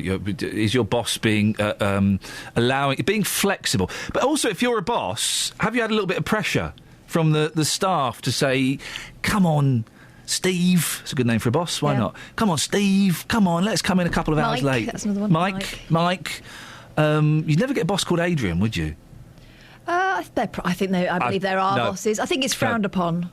I guarantee you there are no bosses called Adrian. Okay. 08459 455 555. Call me now. Aid? Would they call him Aid? No. This is why, because you can shorten the name to something that's disrespectful. Oh, gosh. Sorry? What? Travel. I don't know what that reaction was. Thanks for the cough, Kels. Oh, you're welcome. Thank you. Have you ever come across a boss called Adrian? Thanks very much. What happened there? It's a perfectly reasonable... Alice? Yes? Have you ever come across a boss called Adrian? No. It's not a boss's name, is it? Steve, Mike. Mike's a good name, isn't it? Sure. Why do I get the impression that everyone is just kind of humouring me? Are you all just kind of humouring me? Graham, there's another one. Kels, are you just humouring me? No, mate. Alice, are you just humouring me? No. You've changed. Travel news for beds, cards and bugs. BBC Three Counties Radio. The M1 London bound very slow at the moment between junction 14 for Milton Keynes and 10 for the Luton Airport Spur Road. Also, the M25 anti-clockwise struggling between junction 21 for the M1 and 16 for the M40. A1M southbound really slow going between junction 8 for Hitchin and 7 for Stevenage. Also on the speed sensors, the A5 southbound heavy going around Markyate at the Luton Road. Public transport has no reported problems. I'm Alice Glossop, BBC Three Counties Radio. Thank you very much. 7:16, it's Monday the 2nd of June. I'm Iain Lee. These are your headlines on BBC Three Counties Radio. Hertfordshire Police is launching a new campaign to attract volunteers to the force. They say it will get more people playing a part in keeping the county safe. The owner of a 7-bedroom home in Bedfordshire, which was ordered to be demolished as it didn't have planning permission, has won his appeal. And in sport, Arsenal won yesterday's Women's FA Cup final in Milton Keynes with a 2-0 victory over Everton in front of 15,000 fans at Stadium MK. BBC Three Counties Radio.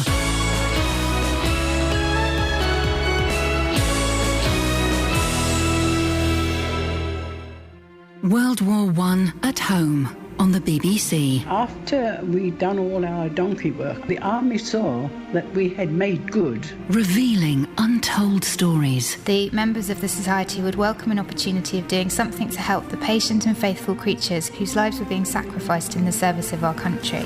Discovering local memories. I need not say again what my predecessors and I have felt as to the immense help you gave the government by allowing us to make trials in secret at Hatfield. World War I at home. He asked her to come and organise Rest Park to be turned into a convalescent home. The torpedo got us in our forward magazine, thereby killing everyone forward. World War I at home. Every morning this week from 8:15 on BBC. Call 08459 455 555. BBC Three Counties Radio. Steve the Milkman, have you ever come across a boss called Adrian? I have not. It's not a boss's name, is it? And I think we started off with a little bit of light bants, but actually, if I was a university in the northeast of England, I would apply for a grant to investigate the impact having the name Adrian has on young men and old men and women. Why not? They do worse things, don't they? Adrian was Rocky's wife. Adrian! Yeah. Wow, you did the voice. Do a Frank Spencer. Oh, I can't. Oh, man! Do Frank Bruno. Not me, Harry. Oh, it's like having Darren Day here, but not quite as irritating. Steve! Hello. What you got for us? I think they shouldn't be allowed time off to watch England play football. They shouldn't, or they should? They should, because let's face it, they won't have much time off, will they? But Hey, Rep fans. The only good thing I heard about the football is that they're going to be made to sing the national anthem. Oh, yeah, no, I saw this, because last year, Wayne Rooney, who I like to call the dunce, made a point of not singing the national anthem. I'm sorry, lads, right? If you're getting paid a shed load of money to represent your country, sing the national anthem, lads. So they should. They shouldn't get paid anyway. Sorry? They shouldn't get paid. They should do it for the pride. Here's the thing. Have I got this right? Someone told me a while ago that if they play for England, they don't get paid. You don't get paid, do you? I don't think you do. I mean, you get perks. You get a cap. You get a swanky hotel. I'm assuming they cover the cost of the minibar. I don't know. It's supposed to be an honour. So I don't think you get paid if you play for England. They might pay your car parking while it's at the airport. Yeah, that's probably it. Steve, thank you very much indeed. Some interesting points came out of that. I can't remember what they were. You don't want to be worried while you're playing a football game that actually I could do with losing this one to, go and get my car. They should sing the national anthem, shouldn't they? They should what? Sorry? They should sing the national anthem. I love how every company is using the football to sell their products now. I've just watched Good Morning, This is Good Morning Britain. Yes. And they are using it to sell mouthwash. How sporty mouthwash? Sporty mouthwash. You want your mouth to taste like Sol Campbell? That's a footballer? It is. Well done. I'm really trying to learn about sport. Name another one. Gary Lineker's. Okay. Yeah. What about a current one? One that still plays? David Seaman. He's the big burly goalkeeper with the tash and the ponytail. He doesn't play anymore. Shut up, man. Of course he does. Does he? Of course he does. He's the goalkeeper for England. Peter Shilton. Yeah, there we go. Pat Jennings. Kevin Keegan. Hey, see? We know about football. We know about football. We could be on 5 Live. Totes. That's why I'm learning about it. Get out of here and go and get a real job. What? Sorry? Ole Gunnar Solskjaer. Ole Gunnar Solskjaer you in a minute. 08459 455 555 is the phone number. Now, a man who faced having to demolish his 7-bedroom house in Barton-le-Clay because he extended it beyond what had been agreed has been allowed to keep it as it is. If you want to have a look at it, it's on facebook.com/BBC3CR. Central Bedfordshire Council issued an enforcement order on Saeed Raza Shah's house over an alleged breach of planning permission. But he successfully argued at an appeal that the alleged breach on the order, that he built a new house, had not happened because he just extended the existing building. Well, Nigel Young is the Executive Member for Strategic Planning, Economic Regeneration at Central Beds Council. The evidence submitted to the inspector during the appeal clearly convinced him that the building was an extension rather than a new house as we asserted. I have to say, looking at the new building and being familiar with the old building, it looks exactly like a new house to me. but the inspector believed that technically there was a retaining wall and there was sufficient of the old building, albeit in my view completely hidden by the new building, and he quashed our enforcement notice. And I'm very conscious that neighbours of Mr Shah will be extremely disappointed with the inspector's decision. I mean, at its most basic, it's a difference of opinion between us and the inspector. He believes the development to be proportionate. We don't. But we accept the decision made and we won't be appealing it. Well, our reporter Justin Daly has been getting reaction in Barton this morning. This is what people there had to say. Well, Liz, you live very close to the property we're talking about this morning. Last year we heard the property was coming down. Yeah. Now it's going to be staying put. Yeah. What's your reaction to that? I think it's unfair because everyone else has to get planning permission, and obviously he hasn't, and he's got away with it. Down to money, isn't it? I mean, he would completely deny that, but the feeling here is one of surprise then, along this road. Yeah, that's what people think. I was talking about it to people in the pub last night, and that's what they think. So it's a big talking point down the pub here? Yeah, it is, yeah. Do you think it's out of keeping with Barton as well? I mean, I know the trees cover it slightly now, but is it completely out of keeping with Barton? It's not that. I've not really had the time to have a look at it. It's just the fact that how it's been done. You and I had to get planning permission for my extension and to follow the rules. Why didn't he follow the rules? It's set a precedence now. People can just build their own building and then fight it afterwards. So it's left a bit of a nasty taste here locally. It has, yeah. I definitely think he's got away with it, because anyone else doing a few alterations and that, they're on your back all the while, you know? Good luck to him. Why not? What's he done wrong? He's extended a house and he's in a private road. A lot of people locally moaning about it. Should those people just get a life? Barton changes a lot. There's a lot of... They ought to look at the infill within the village without worrying about a big private house in a private road.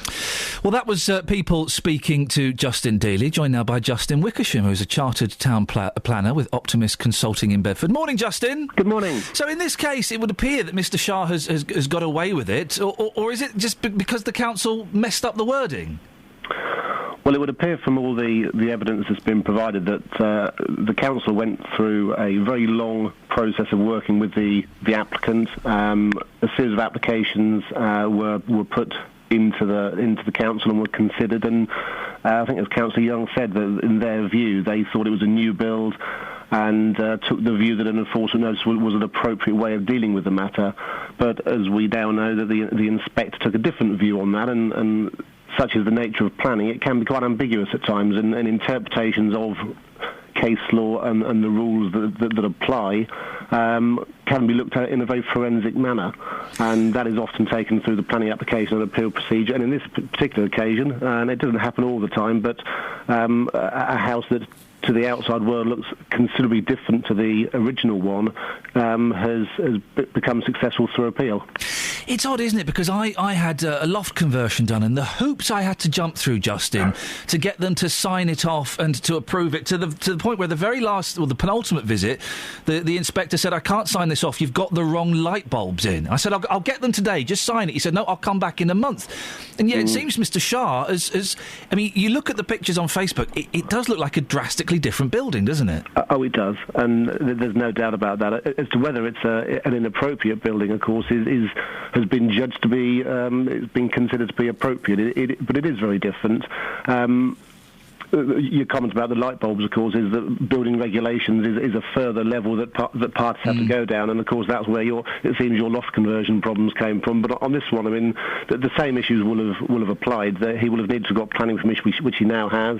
He would need to get building regulations approval to deal with all those other sort of more relatively minor technical matters. But on the face of it, and it's very evident from the photographs that it does look very different. But in planning terms, there's nothing necessarily wrong with that as long as someone's followed the procedure, has gone down a route which has allowed the council and third parties to have a view and to object where they need to do so. And in this case, Mr Shah has used the process very successfully. When you're getting something like this done, whose responsibility is it to advise you? Is it the architect? Is it the builders? Is it the council?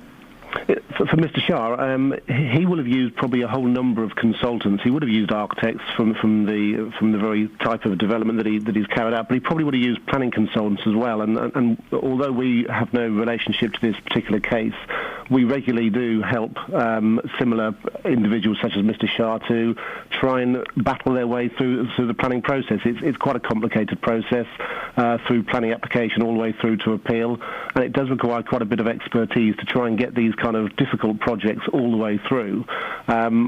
You always hope that it's a much more amicable outcome to these things, but inevitably there is controversy along the way in certain cases, and as planning consultants we do get involved in that kind of approach, and we have to deal with all parties with the respect that's due. Justin, I appreciate your time this morning. Justin Wickersham, Chartered Town Planner with Optimist Consulting in Bedford. Lots of texts and Facebook comments coming through on this. Some of them are only marginally libellous, I think. And a bit racist. A little bit racist and a little bit libellous. Let's start with a racist one, shall we? Rob says, he was probably allowed to keep it. No disrespect, but if you're not white British, you can do what you like. Ziggy says, Rob, what's race got to do with this? He built the house with his own money. I smell jealousy in the air. Emma Jane says, hey, does that mean I can get planning permission for a shed and build myself a new home? No, I haven't got money to pay off someone. Lol. There are lots of suggestions that that envelopes were exchanged with cash and things. There's suggestions on Facebook. I'm sure that's not the case in the slightest. Sue says, leave the guy alone. It looks 100% better anyway. Detractors are just jealous they can't do it. Gosh, Philip says, it makes a change from a corner shop, I suppose. Can we ban Philip from Facebook? I haven't got the power to do that anymore since I got off Facebook. You can't put stuff like that up there. That's. I mean, oh dearie me, what an unpleasant load of people we've got listening sometimes. I do wonder. Philip, for goodness, boot Philip off for that racist comment. I don't want that kind of nonsense on the Facebook page. I'll have none of that. 08459 455 555. Drake, though, then goes on to make a very good point. I don't think Hanson played enough on the radio. I would agree with that. BBC Three Counties Radio, 08459 455 555. Ever met a boss called Adrian? I don't think so. Travel news for beds, cards and bugs. BBC Three Counties Radio. The M1 London bound, very slow going between the Newport Pagnell services and Junction 10 for the Luton Airport Spur Road. Also delays on the M40 London bound, that's heavy going between Junction 5 for Stokenchurch and 4 for High Wycombe. The M25 anti-clockwise, slow going between Junction 21 for the M1 and 16 for the M40. And on the speed sensors in Kings Langley, the A41 is queuing as you head towards the M25. Public transport has no reported problems. I'm Alice Glossop, BBC Three Counties Radio. Across beds, hearts and bugs. This is BBC Three Counties Radio.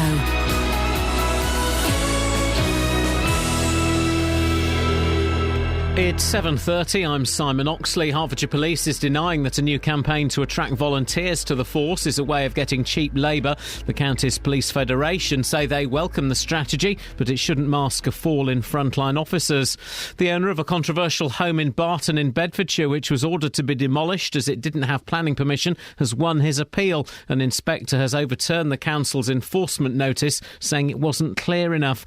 And the Church of England has voiced concerns about the route of the HS2 rail scheme. The Archbishop's Council is warning that plans for constructing the line will mean thousands of graves have to be moved, including a 12th century graveyard in Stoke Mandeville in Buckinghamshire. Three Counties Sports. BBC Three Counties Radio. Arsenal won yesterday's Women's FA Cup final in Milton Keynes with a 2-0 victory over Everton in front of 15,000 fans at Stadium MK. Kelly Smith opened the scoring. Unbelievable performance by the team. It wasn't the most entertaining game, best spectacle I've played in, but full credit to the team today. We turned up. We've had a lot of critics at the beginning of the season, but hopefully we've proved some people wrong. This could be the turning point now in our season. I'm just thrilled for everybody involved, the staff, Shelley. Obviously it was her last game, so obviously we did it for her, really. Paralympic gold medalist Hannah Cockcroft set a new world record record at the Bedford International Games yesterday. Her record came in the wheelchair 1500 metres as she finished 5th in a mixed race. Elsewhere, there were wins for Milton Keynes duo Joey Duck and Rachel Gibbons in the women's 200 metres and pole vault, whilst Nigel Levine returned to his hometown to win the 400 metres. Andy Murray will play Fernando Verdasco in the last 16 of the French Open today. Yesterday, Murray beat Philipp Kohlschreiber 12-10 in the deciding set after the match was carried over into a second day. Roger Federer, though, is out. Watford's unbeaten Olympic champion Anthony Joshua could fight Bedford veteran Matt Skelton in his next professional fight. Joshua stopped Milton Keynes' Matt Legg in the first round in the first fight on the Froch Groves undercard at Wembley on Saturday. His Legg's trainer, Mervyn Turner. It takes a long time for these prospects to change from amateur to professional. You've got to give them time. And at the end of the day, there's a lot of hype around Joshua. Basic fact is he's still a 6-foot novice. You've got to give the lad a chance. And a player auction for the UK's first ever National Badminton League is being held in Milton Keynes today. 6 teams, including Milton Keynes, will play on monthly match nights to be broadcast live on television. BBC Three Counties News and Sport. The next full bulletin is at 8. Call 08459 455 555. BBC Three Counties Radio. Busy. Justin Dealey. Good morning, boss. Good morning to you, boss. Well, I don't know if you heard those thoroughly unpleasant comments about Mr. Shah on Facebook. Some of them against the house, that's fair enough. Some supporting the house. One fella, whose name I won't mention again, said, I'm surprised he's not built a corner shop. He put that on Facebook. We clicked on his name. We found out his job. He's a care worker. OK, guys. Wowzers. The thing is, when it comes to this property, look at the pictures on Facebook this morning. A lot of people beforehand, last year, were saying, do you know what, it looks tacky, it looks dreadful. I have to say, and I'm just being honest here. Be honest. I think a lot of these comments are about jealousy. Here we have a man who's built an incredible property, and that's for him and his family. I would love to live in a property like that, but sadly, I haven't got the money, so I can't do so. You know what? I think it looks better. And I'm divided here, Justin. Part of me thinks, fair play to the fella, good luck, well done. But part of me, completely irrationally, is thinking, he got away with it. Yeah. I don't know what that's about, 'cause I don't know, it's an interesting one. I mean, we spoke to Liz around 10 minutes ago, who lives along that road. It's actually along a private road. She lives probably about, 100 yards away from the property, and she was saying, we were down the pub over the weekend, we were all saying he's got away with this, but I haven't actually seen the property. Now, what does that tell you? That everyone seems to be jumping on the bandwagon here, saying this man's got away with it, it's totally out of order, but some people, they haven't even seen it because it's on a private road completely out of the way of the other properties in the village. Dawn is, is this a text or a Facebook? I'm not sure. This story's months old. It was in the local newspaper ages ago. No, Dawn, it's not. The decision to allow him to keep it is very, very recent. So we spoke to him last year, and he was told at that particular moment, sorry, but you've broken the rules and your property is going to be ripped down. That would have devastated him and his family. He would have lost millions of pounds. He's now allowed to keep it. But to be fair to Mr. Shah, when we spoke to him last year, he always said from day one, this property, although I've been told at the moment it's coming down, I will fight this and I will be allowed to keep it. And that's exactly what's happened. Now, listen, Justin, we are going to have a little bit of laddish football bants in a second. Yeah. Okay, and I'm excited. I've been genning up. I'm excited for this. But as well as being a lad in touch with my male friends, I don't mean like that, I'm also in touch with women. Are you? And their needs. Right. I understand your needs, Kelly. I understand your needs, Catherine. You have no idea. As women... What are my needs? They're the things on the middle of your legs. Hey! Yeah! Woo! In your face, sisterhood! No, but seriously, girls, I know that it's a really hard struggle for you in a male-dominated society to make your mark. Well, I want you to know I'm on your side. Stop doing that voice. No, this is my real voice when I'm talking to women. I'm on your side, and I think it's great. You guys, you've got the vote now. You can get married now. And you almost... What do you mean we could get married now? To each other, which has its attractions. You almost earn nearly as much as 3/4 of what men earn, and I think that's a great limit to stop at. But also, I know there aren't enough songs that tell the story of what it is like to be a woman. All right. Okay. So I get what this long preamble's about. I've dug this out. You'll enjoy this, Justin. I Am Woman. Hear me roar in numbers too big to ignore. This is for all the ladies out there. Stop making a cup of tea for your husband and enjoy. Woman, hear me roar in numbers too big to ignore. And I know too much to go back and pretend. 'Cause I've heard it all before, and I've been down there on the floor. No one's ever gonna keep me down again. Whoa, yes, I'm wise, but it's wisdom on the pay. Yes, I paid the price, but look how much I gained. If I have to, I can do anything. I am strong, I am invincible, I am woman.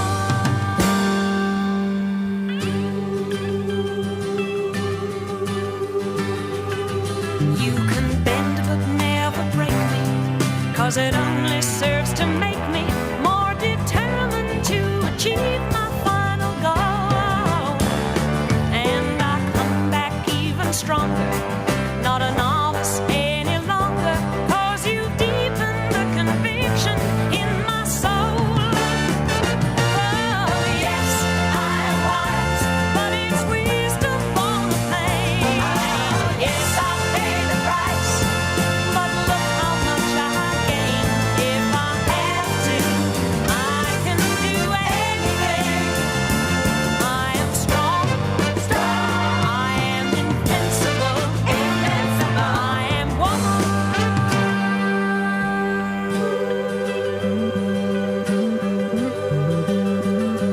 I am woman, watch me grow, see me standing toe to toe, as I spread my loving arms across the land. But I'm still an embryo, with a long, long way to go, until I'll make my brother understand. Oh, yes, I'm wise, but it's wisdom on the pay. Yes, I pay the price, but look how much I gain. If I have to, I can face anything. I am strong, I am invincible, I am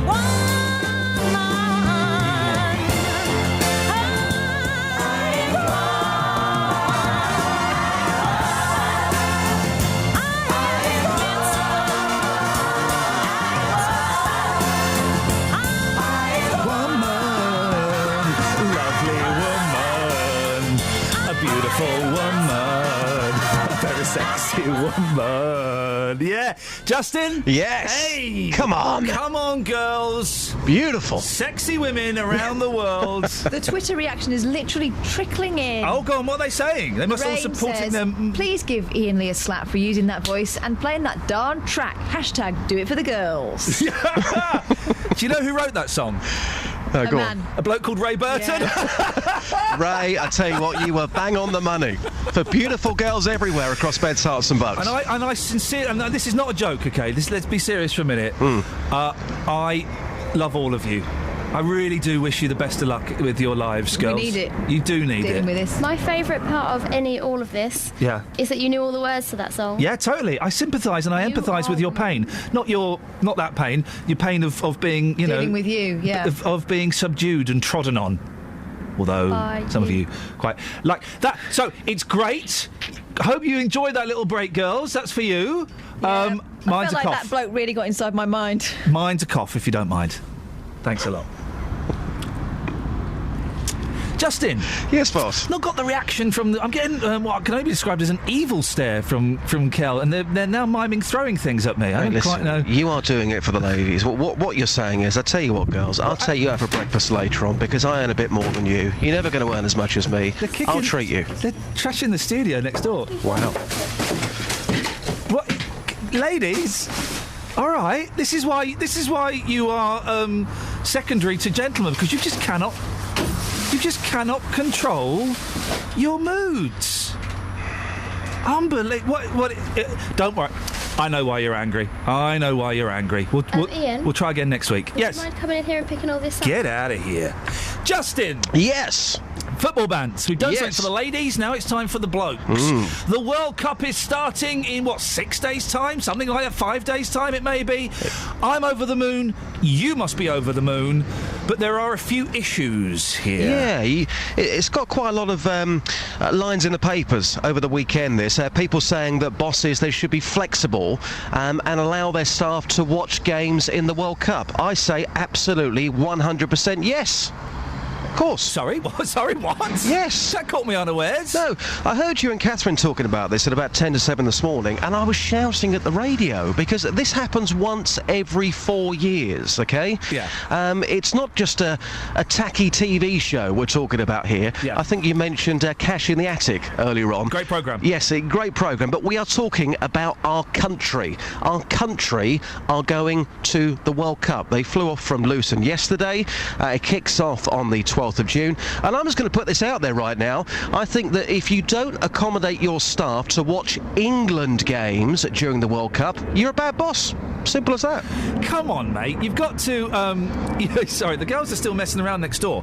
The thing is, Justin, right, when you grow up, when you're a man, you've got... and you'll know this one day, you've got responsibility, okay? Yes. One of the responsibilities is being productive for your employers. Absolutely. So you can't just mess around and watch football and have some time off. I think, and I'll be fascinated this morning to hear from bosses who are listening to this right now, I think any decent boss would do all they possibly could to allow their staff to watch the England games. Now, the England games we're talking about here, England-Italy, that's the first one. That's 11 o'clock on a Saturday evening. Uruguay on the 19th. That's a 7 p.m. kickoff. But the one which I'm sure will affect staff is Costa Rica. That's on Tuesday the 24th of June, and that's a 5 o'clock kickoff. So a lot of people will still be at work at that particular moment. So I think most bosses will be saying, right, OK, if you come in earlier, you'll be allowed to watch the game at work. Any decent boss listening to this right now will be doing that for their staff, I guarantee you. Can you take it to the streets for me, Just? I will take it to the streets, absolutely. Here's another thing as well, and Steve the Melky mentioned this, because there was a big controversy last time, because plums, like white, they don't get paid, do they, for playing for England? As far as I know, it's an honour to play for your country. Okay. In which case, sing the national anthem, you muppets. Because Wayne Rooney made a big stand of... He probably didn't know the words because he's so thick. But he made a big point of standing there and not singing the national... For goodness sakes, guys, if you're going to represent your country, OK, then sing the national anthem. If you don't, if you object to that, then don't take the job. No, I totally agree. And one final point on this, Iain. You were talking about suspensions earlier on. I was actually suspended from school for bunking off during an exam to watch an England game. OK, during the World Cup. My school did not accommodate me, so I bunked off. Yeah, of course. So that's what's going to happen, OK? Fast forward now. That's what's going to happen to most people. If they say to their staff, you're not watching the game, sit down at your computer, morale will go down and people will just bunk off. So, accommodate them. No, you bunked off an exam? Like GCSE or something? It's the World Cup once every 4 years. You are unbelievable. They won 2-0. Well, fair play. Justin, thank you very much. 08459 455 555. Your thoughts on that, please? Travel news for beds, cards and bugs. BBC Three Counties Radio.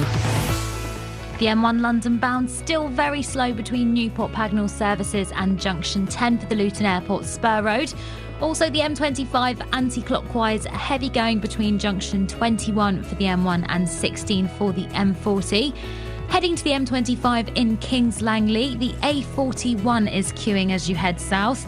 And also in Cheshunt, the A10 heading south, queuing between Wormley and the M25. Public transport has no reported problems. I'm Alice Glossop, BBC Three Counties Radio. I feel your pain, Alice. I'm there with you, sister. Sure.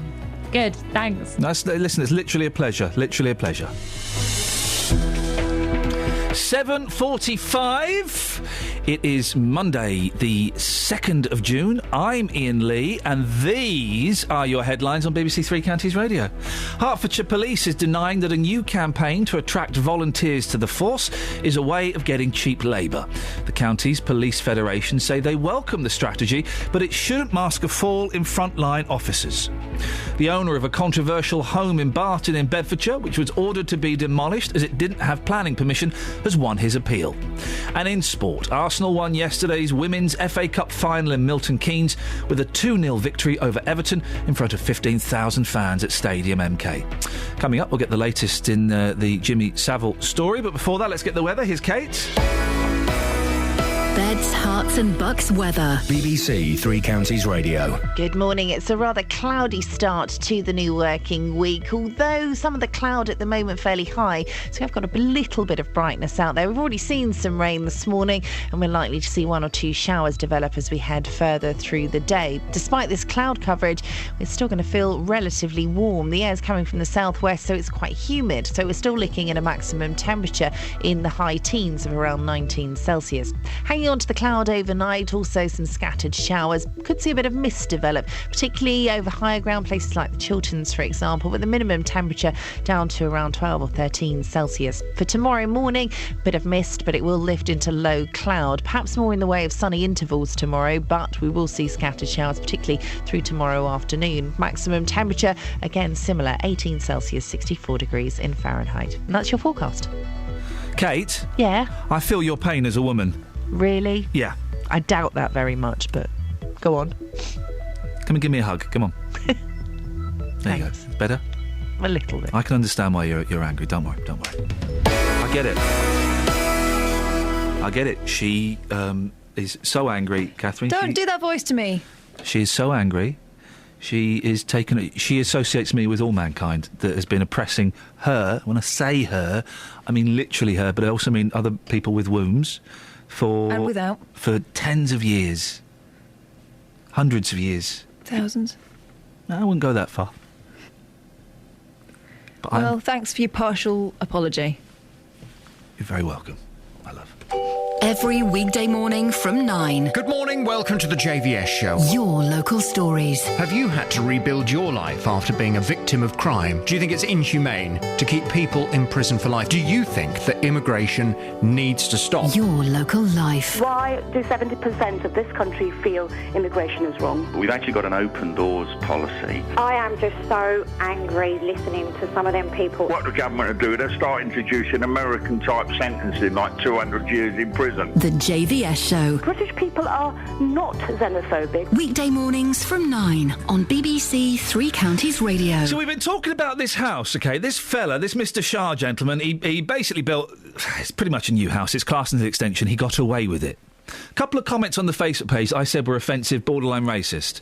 Rob says he was probably allowed to keep it. No disrespect, but if you're not white British, you can do what you like. A gentleman called Philip, who works as a care worker, says makes a change from a corner shop, I suppose. Now, if that's not a racist comment... The first one, OK, you could argue borderline. Second one, makes a change from a corner shop, I suppose. Come on, guys. That's racist, isn't it? But then Pat steps in to defend on the text.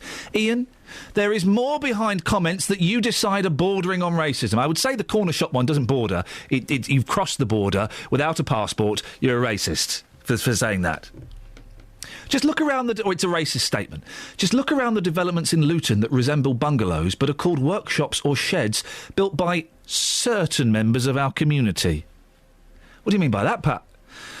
Those that abide by our planning laws are fed up with who can or can't break planning laws. So I think let's read between Pat's lines, shall we? Certain members of the community, he means dark members of the community, probably Indian people, I would imagine. I don't know if it's that specific or if it's a general nod towards members of other race. Those that abide by our planning laws, again, Pat, because you've not gone into detail and you're not on the phone, I'm having to read between the lines. I'm assuming you mean white English people? I don't know.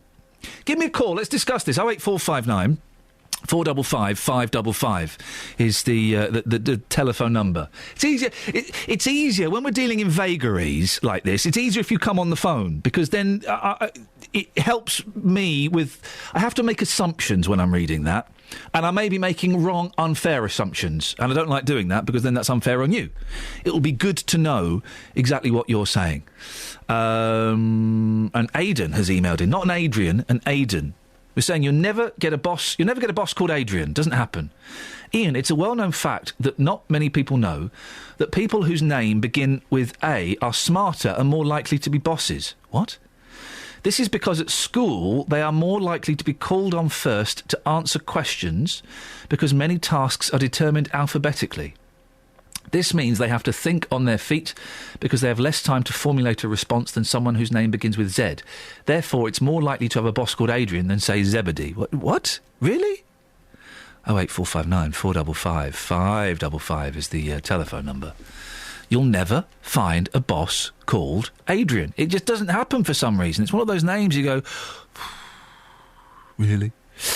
Ian's on the line. Morning, Iain.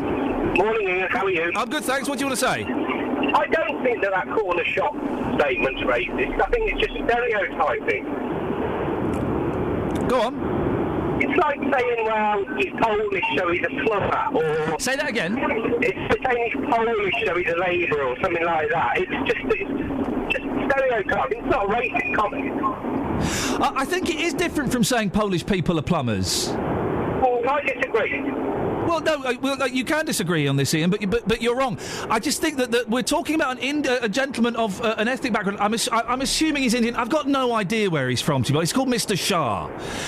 And Philip, the person who's made the comment, has got no idea where this guy is from. And it sits very uncomfortably with me, Iain, for someone to just make a post that says, makes a change from a corner shop, I suppose. I think that goes beyond stereotyping, because there is a tone in it that is slightly unpleasant. What does he mean? It makes a change from a corner shop. What does that even mean? I think it's more stereotyping and more tongue-in-cheek than being blatantly racist. No, but answer the question. What does he mean by that? Well, he's suggesting that Indian Asian people own corner shops, and to be honest, most corner shops are run by Asian people. Is that a fact, Iain? Where are your statistics from? I can't get... Well, exactly. It's a well-known fact. Well, no, it's not. It's not a well-known fact. I don't know that most corner shops are owned by Asian people. I know that in some areas, the majority of corner shops would appear to be owned by Asian people. I don't know if that works out across the country. Of course it does. How do you know that, Iain, though?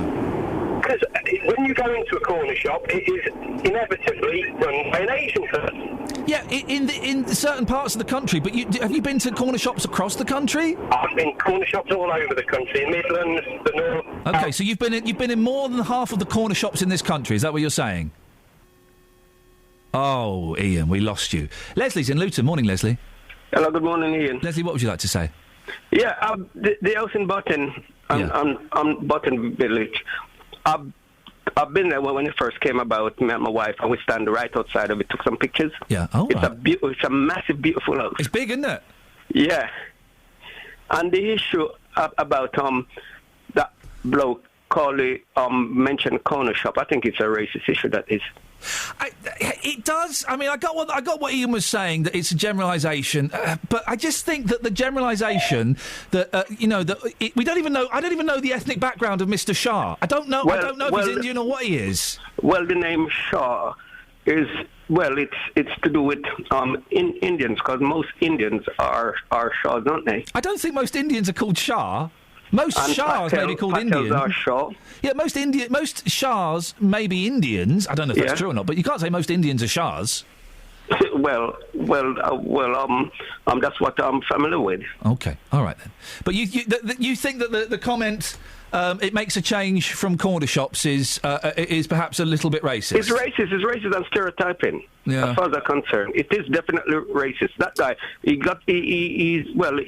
got a problem because of the name, and he assumed this gentleman is Indian, and it's a racist comment as far as I'm concerned. All right, Leslie, thank you very much indeed. 08459 455 555. Now, new research by the children's charity, the NSPCC, commissioned by Panorama, reveals at least 500 reports of abuse by Jimmy Savile. The youngest alleged victim was just 2 years old.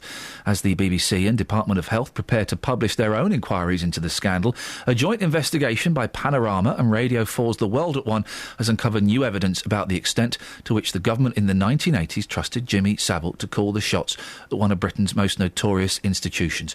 Joined now by Shelley Joffrey. Good morning, Shelley. Good morning. Shelley, tell us what this new research shows. Well, Panorama asked the NSPCC to look at patterns of offending by Jimmy Savile, and they found there have been at least 500 reports of his abuse to both the charity and to the Metropolitan Police, which is 50 more than previously reported. The abuse happened across 6 decades in BBC dressing rooms, on hospital wards and in children's homes. Most of the alleged victims were 13 to 15 years old. Here's Peter Watt, who's Director of Child Protection at the NSPCC. There's no doubt that Savile is one of the most, if not the most, prolific sex offender that we at the NSPCC have ever come across. But what you have is somebody who, at his most prolific, lost no opportunity to identify vulnerable victims and abuse them. The access Jimmy Savile had to well-known institutions was extraordinary, nowhere more so than at Britain's top security psychiatric hospital, Broadmoor. We've learned the police now have 16 reports of abuse by Savile there. We've spoken to a woman who was invited to Broadmoor by Savile to sing for patients as a 14-year-old. She says Jimmy Savile indecently assaulted her at the hospital. Talking publicly for the first time, she doesn't want to be identified, and her words are spoken by an actor. He gave me a cuddle. And so he was touching my breasts, and he kissed me, and he tried to put his tongue in my mouth. I didn't know if it was right, if it was wrong. Is this what they do in showbiz?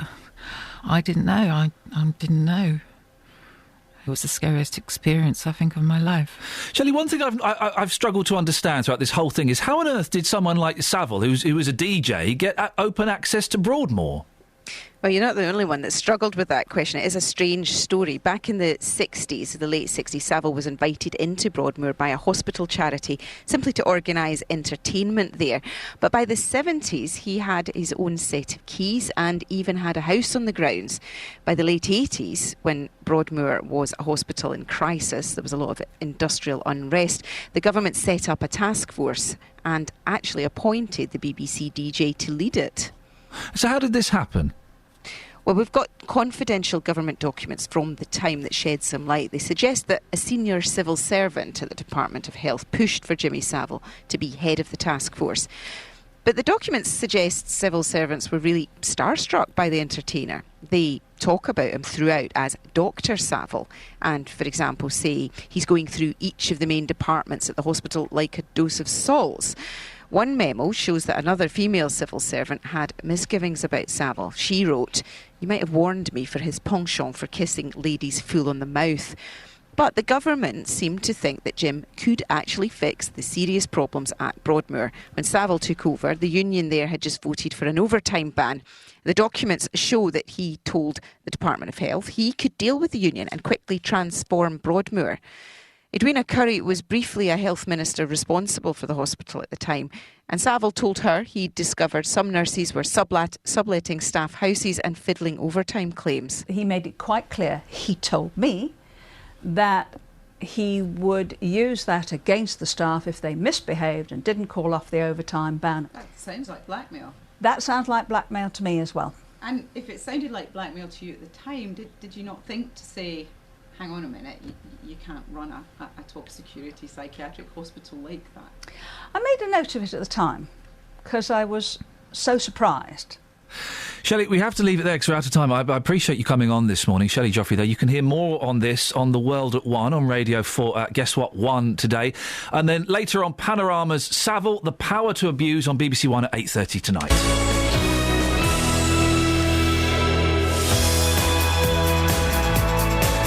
Well, that should be the travel bed. I don't know. Let's get the travel, shall we, Alice? Let's shall. Let's shall. Go on. We have to. It's Acapulco. We've had a phone in from Delia on the M1 London bound. Things very heavy. Stop-start in patches between Newport Pagnell services and junction 10 for Luton Airport Spur Road.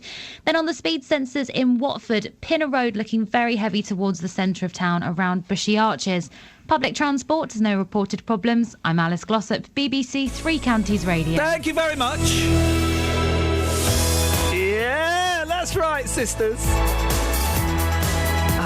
08459 455 555. Should you be allowed to have time off to watch the World Cup? And have you ever met a boss called Adrian? I don't think so. Local and vocal across beds, hearts and bucks. This is BBC Three Counties Radio.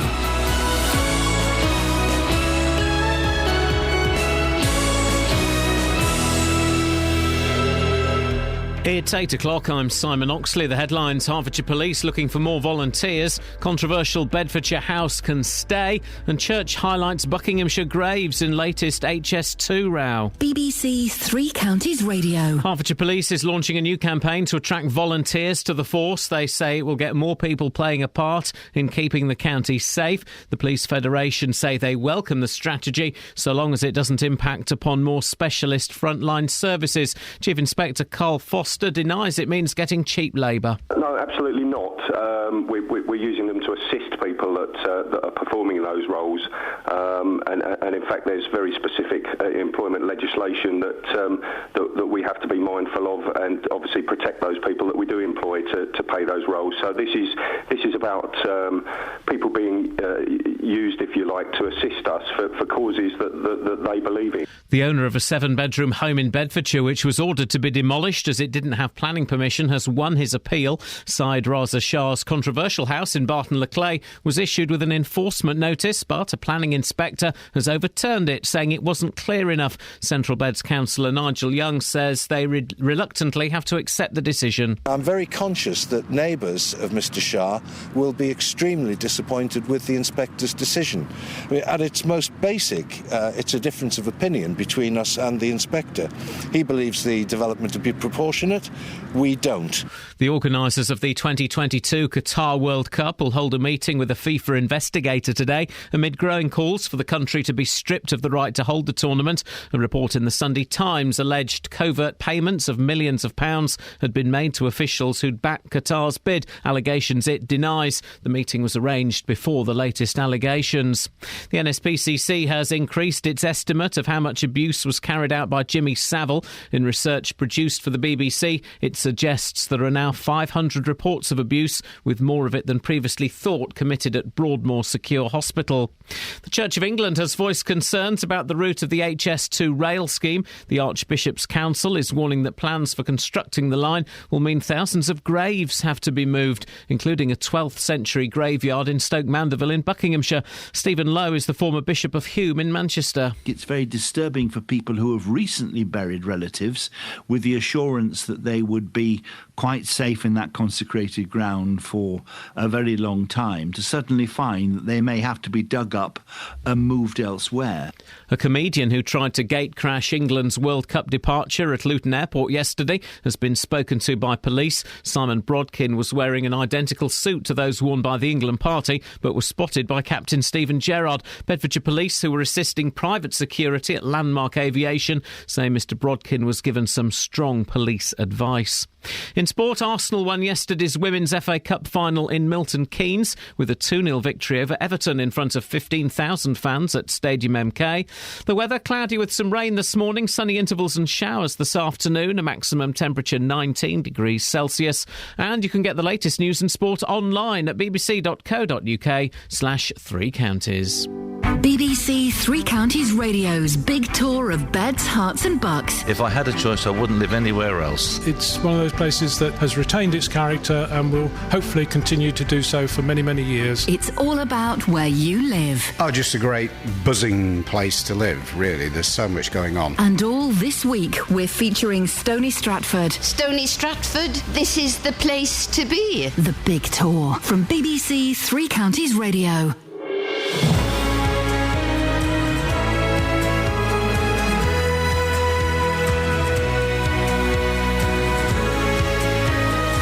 This is Iain Lee, BBC Three Counties Radio. Coming up in this hour, we'll be talking about police volunteers. There's going to be more of them. Would you do it? Do you fancy helping out?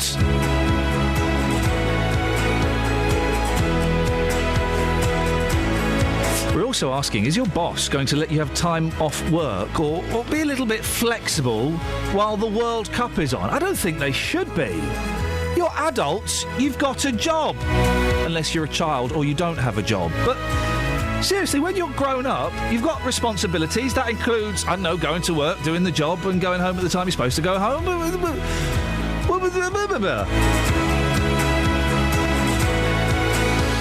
08459 455 555 is the telephone number.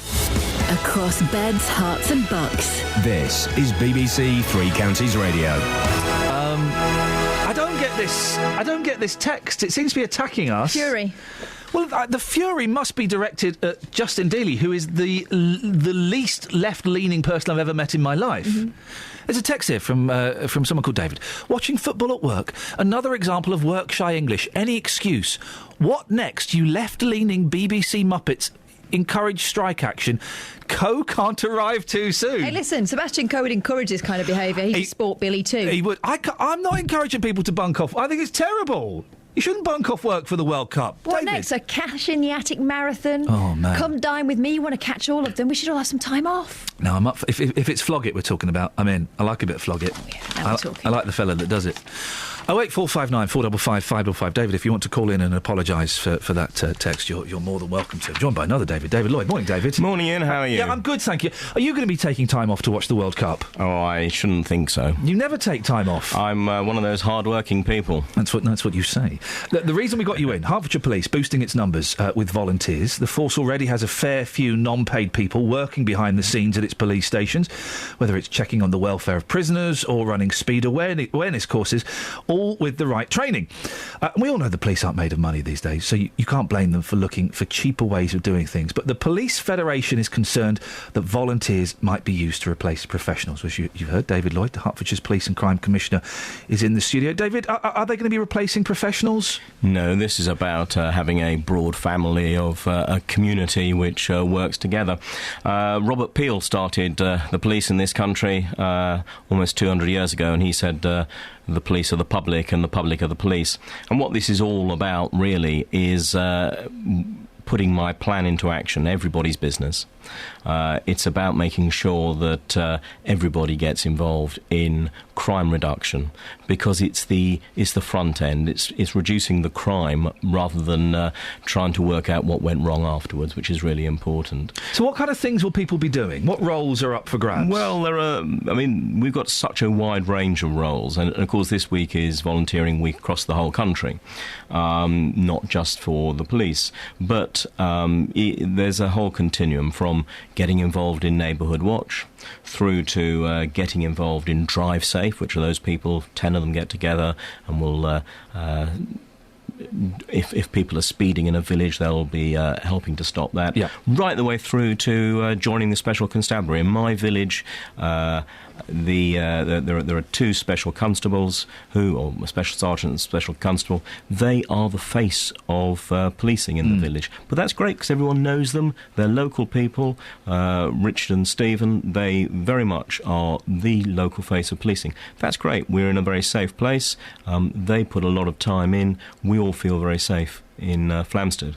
And so there is a job for you. Whatever you want to do, there is a way of getting involved. And I'm just encouraging you to do it. Why should people be bothered? What's in it for the volunteers? Well, I think sense of purpose, sense of giving something back. As in volunteering for anything, you get involved, you do your bit for the community. So a special constable actually has all the same powers that a police officer has. A Drive Safe volunteer doesn't, but they are getting involved and making sure that their village is a safer place in terms of not having speeding traffic going through. Someone who's involved in Crime Stoppers can be getting really useful information anonymously, which can solve a crime. Those are all really great things to do. It does sound great, and as someone who's done volunteering for a long time, not in the police but with another agency, it's not completely selfless because you do get a lot back. But there might be people listening and thinking, well, hang on a second, surely the police should be doing these things. We know that cutbacks are being made. We know that the number of police is decreasing. This does sound like policing on the cheap. This isn't about giving policing on the cheap. This is about getting everyone involved. Actually, this starts at the other end. Of course, one of the benefits may very well be that you'll be able to get more people involved and therefore get more things done. But this isn't about policing on the cheap, it's about getting the community involved, because I think that if you get the community involved, crime goes down, and that's really what's important to me. Is there training involved? I'm assuming people aren't just going to rock up and start doing things. You're quite right. If you're in the Special Constabulary, you've got quite a long course to get up to speed, because you've got to learn exactly what police officers have. Even if you are putting on a jacket and taking the numbers and the speed of cars going through, you still need to be trained. We make sure that people are trained to a good standard so that they are safe themselves as well as making their community safe. And what's the feedback been from the public? Have people expressed an interest? Oh, people love getting involved. Have done, of course, since 1829. This isn't something new, but people love getting involved. For me, it's really... If, for example, you've got 10 people coming together to say there's a real problem with speeding in my village, I think there probably is a real problem. If actually you can't find 10 people to do it, perhaps it isn't such a problem. It's a real sort of marker of where there's an issue and where there isn't an issue. But people love doing specific jobs, time-limited tasks and specific jobs. In my head... I'm sure you'll correct me, I've got this wrong. In my head, I have an image of a bunch of nosy old people, busybodies, doing this. Is it restricted to a certain age group, or are people from all ages getting involved? I suppose it depends what it is. Yeah. We wouldn't say no to anyone, provided they are the right people. But, we want everyone to get involved. It isn't busybodies, it's people who really care about the community. If people want to find out more about this, David, and see what's available, where do they go? Go on to the Police and Crime Commissioner's website, or go on to the Herts Constabulary website. OK. Well, it sounds like a cracking idea if people will take it. I guess it's that thing, if you feel there is a problem in your area and it's not being sorted out or dealt with, then, get involved and try and make that change yourself. Exactly that. David, always nice to see you. We need to... Always good to see you. The last 2 times you've been in, it's been too easy. Can we get him in for something tough next time? You need to get a good grilling. I enjoy a gentle grilling, Yeah, OK, we'll sort that out. David, nice to see you. Best of luck. Thank you very much indeed. 08459 455 555 is the phone number. Across beds, hearts and bucks. This is Iain Lee. BBC Three Counties Radio. One thing, I like David Lloyd when he comes. I like it when all the police and crime commissioners come in, but what I've noticed is we have different... But you like David more than the rest. He's my favourite. No, because, listen, him and Ollie Martins, they always come in. What's his name? Stanfelt? From Thames Valley? It's been such a long time. He never answers our calls. Not even a pen friend anymore. Mr. Lloyd and Mr. Martins, they always respond and they always come in, whether it's good or bad news, they always come in. You respect that. I do feel a little bit guilty, but I also enjoyed it. Someone's changed the chairs in this studio. He sat on what was like a primary school chair. It was tiny. I wish I'd been clever enough to think of that myself and sort it out for guests when they get to grilling. He's a big fella. He virtually had his knees up to his ears then. I'm in quite a high chair. Power trips. We'll keep that in mind for the next time we get Tina Beloveth in. Do you think that'll ever happen? We've not spoken to her for ages. No, I miss her. Let's get her in for something. Let's get her in for some fun, shall we? 08459 455 555. It's right, David Lloyd and Ollie Martins will always come in. If we want to do a nice little puff piece, of course they'll come in. If we want to have a go at them because we found something out, fair play, they always come in. Thames Valley guy, Anthony, is it Stansfeld or Stamfeld? Stansfield. Anthony Stansfield, never. We've had him on the phone once. What's his beef? It's a long way. It is, fair play, it's a long way to the telephone. 08459 455. Jonathan, come in now. I don't know when we're doing this because we've got to do World War One. Sorry? Hello? Do you not want me now? Well, no, I do want you, but I don't know. I need to... I don't... Oh, God, Mum's on the phone! Can we do you after half past? Is that all right? Bless you. Thank you. We're doing World War One today. OK. Yes, it's World War... Thank you. Thank you. I don't know what... We're doing World War One today, and I don't quite know what the plan is. So I tell you what, let's just calm down. Let's do travel and see what happens. Travel news for beds, cards and bugs. BBC Three Counties Radio. The M1 London bound stop-start in patches between Newport Pagnell services and Junction 10 for the Luton Airport Spur Road. Thanks to Delia for phoning in with an update. The M25 anti-clockwise slow going between Junction 21 for the M1 and 16 for the M40. Also, the A1M southbound, that's struggling at the moment between Junction 9 for Letchworth and 7 for Stevenage. Public transport has no reported problems. I'm Alice Glossop, BBC Three Counties Radio. Thank you, Alice. Jonathan, if you're listening, we're going to do the news. Then we're going to do horse ambulances from World War I, and then we're going to do you, if that's okay. But there's no rush. We've got about 3.5, 4 minutes. So you just take your time, fella. It's 8:15. Yes, I just called him fella. It's 8:15. It's Monday, the 2nd of July. I'm Iain Lee. These are your headlines on BBC Three Counties Radio. Hertfordshire Police is denying that a new campaign to attract volunteers to the force is a way of getting cheap labour. The county's police federation say they welcome the strategy, but it shouldn't mask a fall in frontline officers. The owner of a controversial home in Barton in Bedfordshire, which was ordered to be demolished as it didn't have planning permission, has won his appeal. And in sport, England's footballers have arrived in Miami ahead of their 2 World Cup warm-up matches this week. They left Luton Airport yesterday afternoon. BBC Three Counties Radio.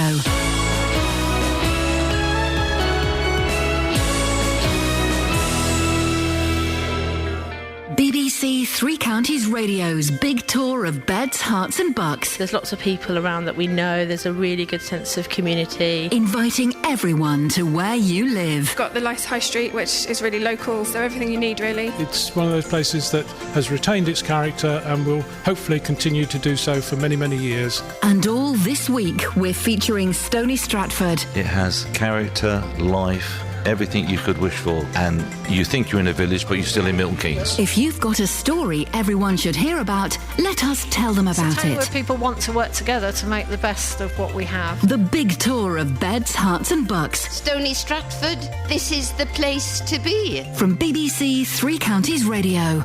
Wow, they've got robots living there. That's awesome. That's the place to be. Stony Stratford, it is If the place she to says be. it is. Then it definitely is. Oh, come on, let's not take the mickey out of people. We've asked for their comment. I thought it was a humanoid.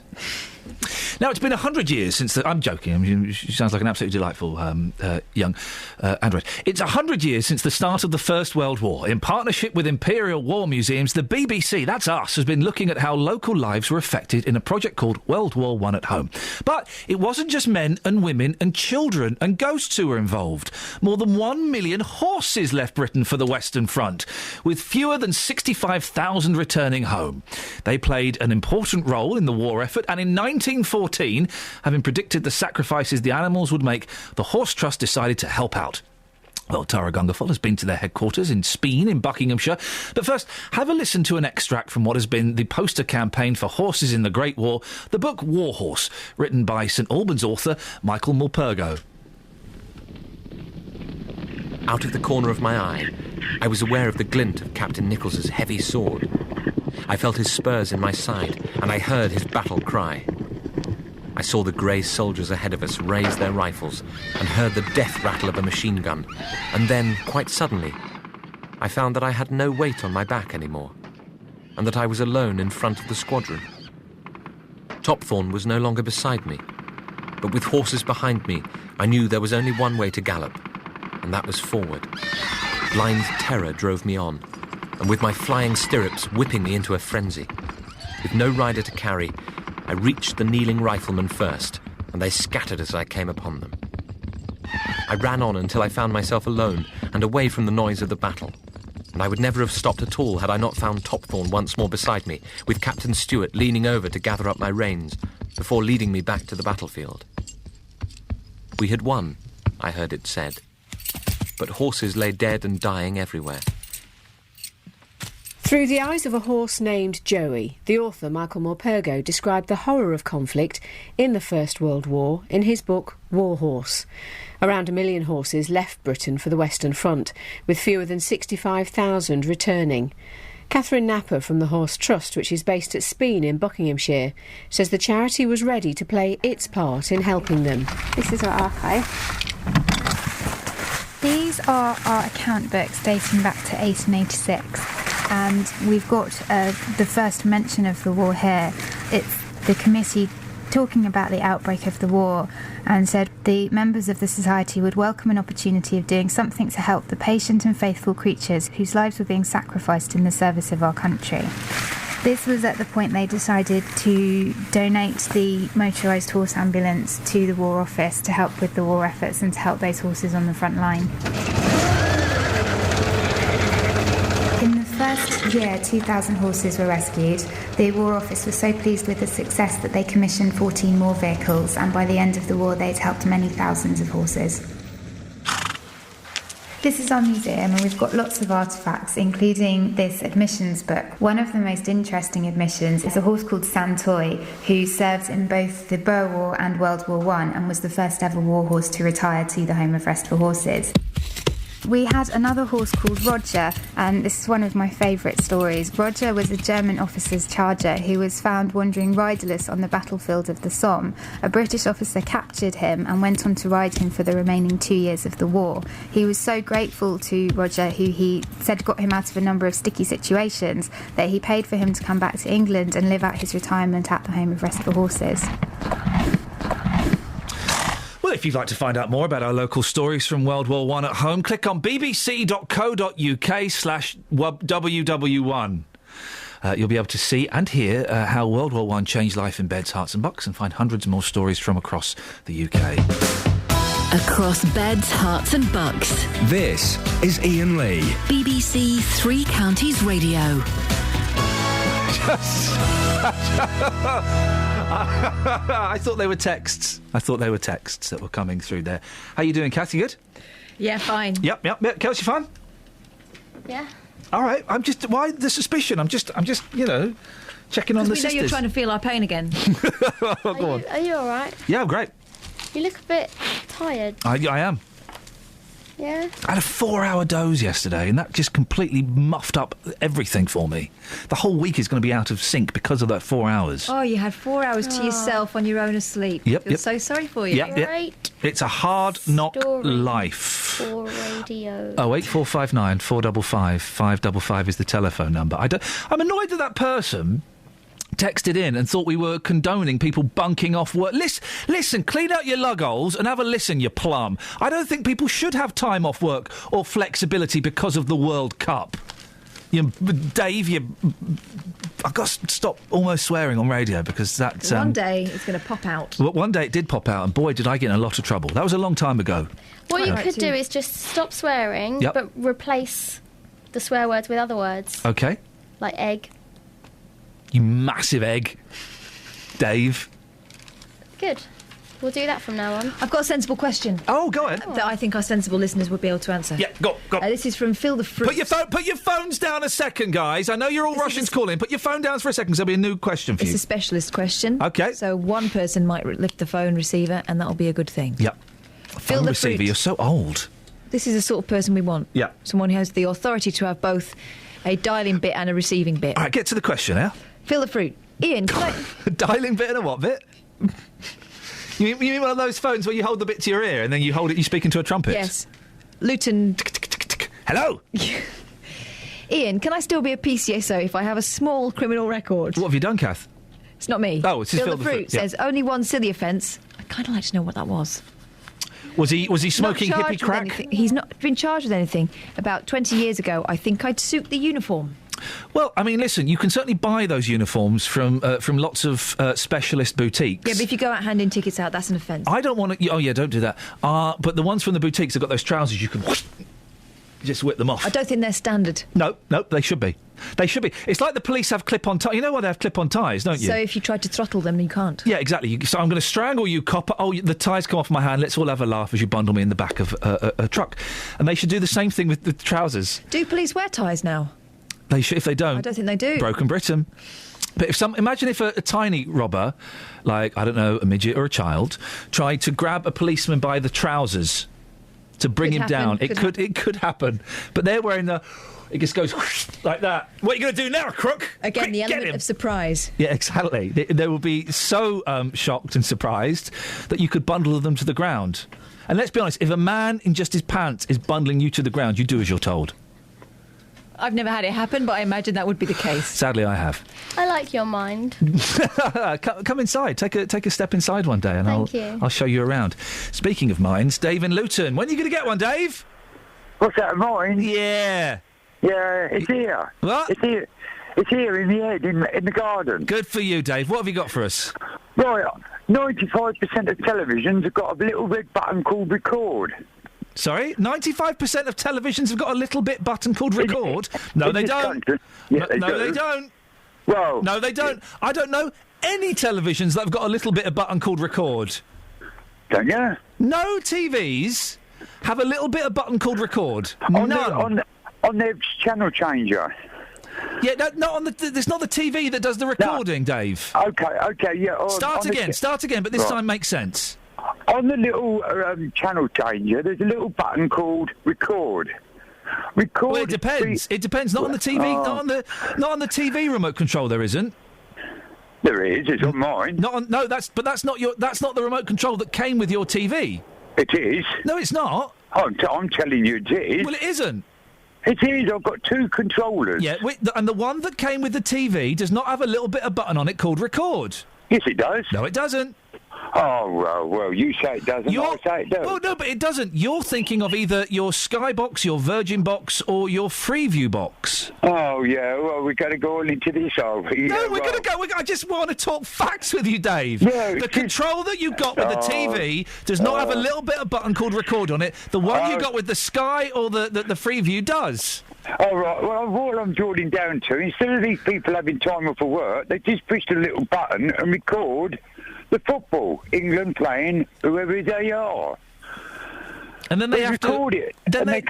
Then they have to avoid life for the rest of the day. Oh, life all over football. Well, I'll tell you what, England will be kept flying home in about 2 weeks' time. Oh, yeah, definitely, that's going to happen because the point you're making, if I've got this right, is they're not very good. No, it's the same as the cricket club. Yeah, the England cricket club. Cricket. The England Cricket Club. Well, it is the England Cricket Club, isn't it? It is the England Cricket Club. Yeah, well, so what are you going on? What are you beefing on about? Dave, it's lovely to talk to you. What, Kath? What are you beefing on about? I'm not beefing. Paul's in Biggleswade. Paul, what are you beefing on about? My television doesn't have a record button either. So you must be one of the 5% then, because according to Dave Luton, 95% of televisions have a bit of button called record. Yeah, and one programme I wouldn't be recording anyway will be all this stuff about World War One. Oh, go on. Because I know you just mentioned it on here, and yeah, I'm fed up with programmes about the war, and I don't know why we should keep having them. I think it's time that we actually forgot about the war and not kept going on about it. The First World War was nearly 100 years ago. It wasn't nearly. It was 100 years ago. That's why we're going on about it.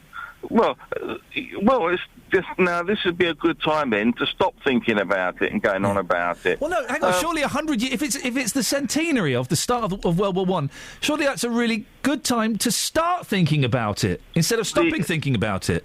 No, we should stop thinking about it. Hang on, the BBC... Most people don't think about it, so maybe we should start to think about it now instead of stopping thinking about it.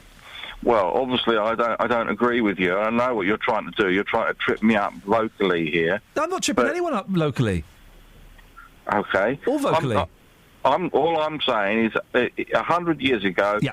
There's no... Let's face it, I doubt if there's anybody still alive that lived or fought in the First World War, and we should forget about it. Same with the Second World War. Yeah. It's why do we have to keep harking back to this? You know what? And keep going on and on and on about the blinking war when we should just forget about it. We don't go on about the Battle of Trafalgar anymore. No, do we? you're right. We should. No, you're right. We should not bother to learn any lessons from history. You're right. Absolutely right. Well, no, we can learn it as history, but we don't have to keep having... We'd have to think about it, though, wouldn't we? We don't have to keep having TV programmes and radio programmes going on and on about it. We're not keeping having radio programmes and TV. It's not like every year there's like, blimmin' there's another series about World War One. It is because it's the centenary. We should stop having Christmas, shouldn't we? Because Jesus was born like 2014 years ago. So it was a lot. We should forget it. It was so long ago. if you're going to get me on that subject, let's face it, there was never anybody lived who was Jesus. I mean, there is no Jesus, there is no God. So, Paul, the whole religious thing is just a big, it's a complete load of nonsense. I like seriously, Paul, I'm giving you a hard time because I know you can take this grilling, and I like your way of thinking. Can I ask you one more question? You may. Who flew those planes into the Twin Towers? Wasn't it some bunch of terrorists, Al Qaeda or something? Okay, so you don't think it was a conspiracy by the American government? I don't think it was. No, absolutely Paul, not. Okay, fine. That's where we park horses there. He's got a point. It was 100 years ago. We should stop thinking about it now. Old news. 08459 455 555. Do you think Paul is right that we should stop thinking about World War One? Or should we try and learn as many lessons as we can from history so that we don't repeat the same mistakes? Ladies and gentlemen, thank you. Travel news for beds, cards and bugs. BBC Three Counties Radio. On the speed sensors in Bedford, Bromham Road is queuing towards the centre of town from around Biddenham. Also, the A1M southbound still looking really slow between junction 9 for Letchworth and 7 for Stevenage. In Kings Langley, the A41 queuing as you approach the M25. Then the M25 itself slow going anti-clockwise between junction 21 for the M1 and 16 for the M40. M1 London bound still really struggling. Stop-start between the Newport Pagnell services and junction 10 for Luton Airport Spur Road. Public transport has no reported problems. I'm Alice Glossop, BBC Three Counties Radio. Across beds, hearts and bugs. This is BBC Three Counties Radio.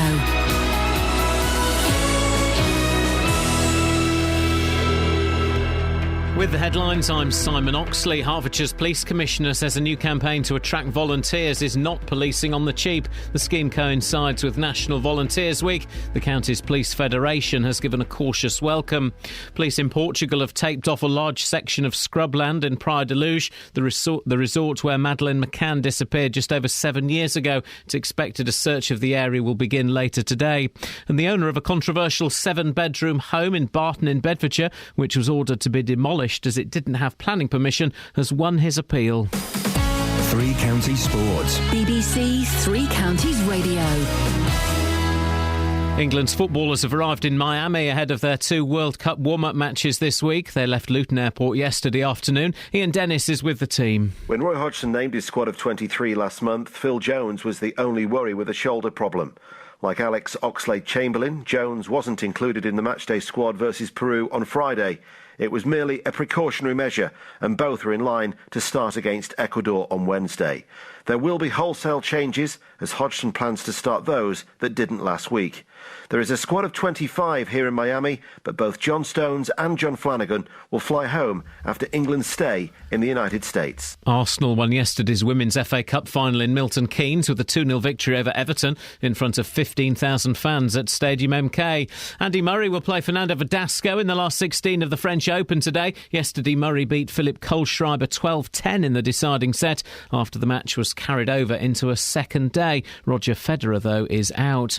Watford's unbeaten Olympic champion Anthony Joshua could fight Bedford veteran Matt Skelton in his next professional fight. Joshua stopped Milton Keynes' Matt Legg in the first round in the first fight on the Froch Groves undercard at Wembley on Saturday. Here's Leggs trainer Mervyn Turner. You know, Matt Skelton's a rough, tough boxer. And although he's getting on in years, he will give Joshua a good test, because I'd like to see Joshua's chin tested. And Paralympic gold medalist Hannah Cockcroft set a new world record at the Bedford International Games yesterday. Her record came in the wheelchair 1500 metres as she finished 5th in a mixed race. Elsewhere, there were wins for Milton Keynes duo Joey Duck and Rachel Gibbons in the women's 200 metres and pole vault, whilst Nigel Levine returned to his hometown to win the 400 metres. BBC Three Counties News and Sport. The next full bulletin is at 9. Across beds, hearts and bucks. This is Iain Lee. BBC Three Counties Radio. Are you sure? Jonathan, are you sure you're not a dad? What do you mean? Because that was full-on dad dancing you were doing. Oh, yes. That was full-on dad dancing to the jingle. It's a crying shame I'm not a father. You'd make a really, let's be honest, a terrible one. Do you reckon I would? Yeah. Why?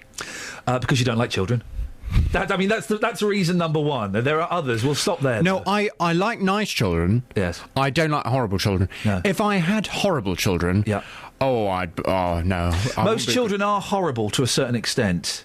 Really? Yeah, I mean, I had my eldest trying to put his willy in my ear the other night. Oh, my God. Do you know, that's what we're dealing with. I mean, Kath doesn't have boys, so... No, and I have nice, well-mannered children, as Jonathan knows. Catherine and I exchanged videos last night of bedtime, of our children's bedtime, right? And my bedtime is my two boys, 4 and 2...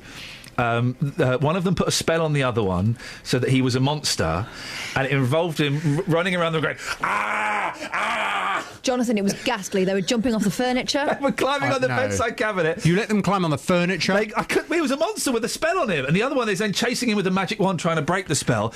Catherine sent me a video, and it's one of her girls asleep, and the other one in the top bunk reading very quietly to herself. Well, different parenting styles, obviously. Are you one of those? Are you one of those parents who believes, just let children express themselves, let them real free and easy? I can't control them. I can't stop them. I cannot stop them. Well, nothing a sound thrashing wouldn't sort out. I want to get a Velcro wall and a Velcro suit and then just chuck them up there and say, right, you stay there until you've calmed down. That would be good, actually, wouldn't it? Iron fist, velvet glove, it's the only way. Sorry? Catherine? That's my technique. For what? Everything. Are your children not a bit terrified of you? No, they have no Mine respect. are. They have no respect Really? for me. Yeah, her children are terrified of me. Yeah.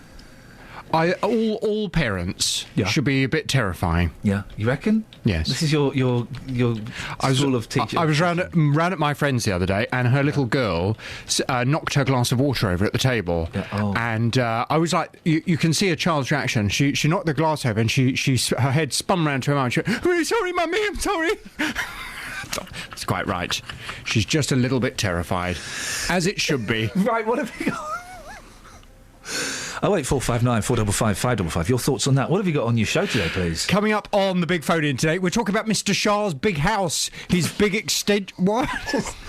You make it sound like an extravaganza. Mr. Shah's big house live in concert. Well, on the big phone in today, I'm asking, is it right that Mr. Shah can keep his enormous house the way it is?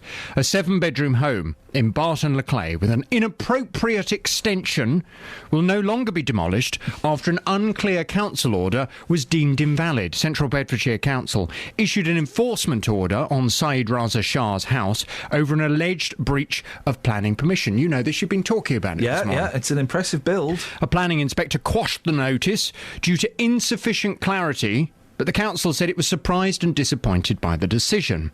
Well, we have before and after pictures on our Facebook page here at BBC Three Counties Radio. And from 9, I'd love your calls on this. Is it right that Mr. Shah can keep his enormous house the way it is? He was granted permission for a 45% increase in the square footage of his property. Yep. The council say that what he actually built was 200% increase on the square footage, and they said that really amounted to a whole new house, really. It does look very different. It does look different. Better, though. Yeah, oh yeah, no, I would say. Before, yes. It was an ugly... It looks like, from the pictures I've seen, it looks like a flat roof. Yeah. Looks ugly. Yeah. Now, it's not my style. No. Bit nouveau riche. Yes. But... tacky. It's, but it's better. It's a better house. So is it right that Mr. Shah can keep his enormous house the way it is? Never mind the planning permission, never mind what happened.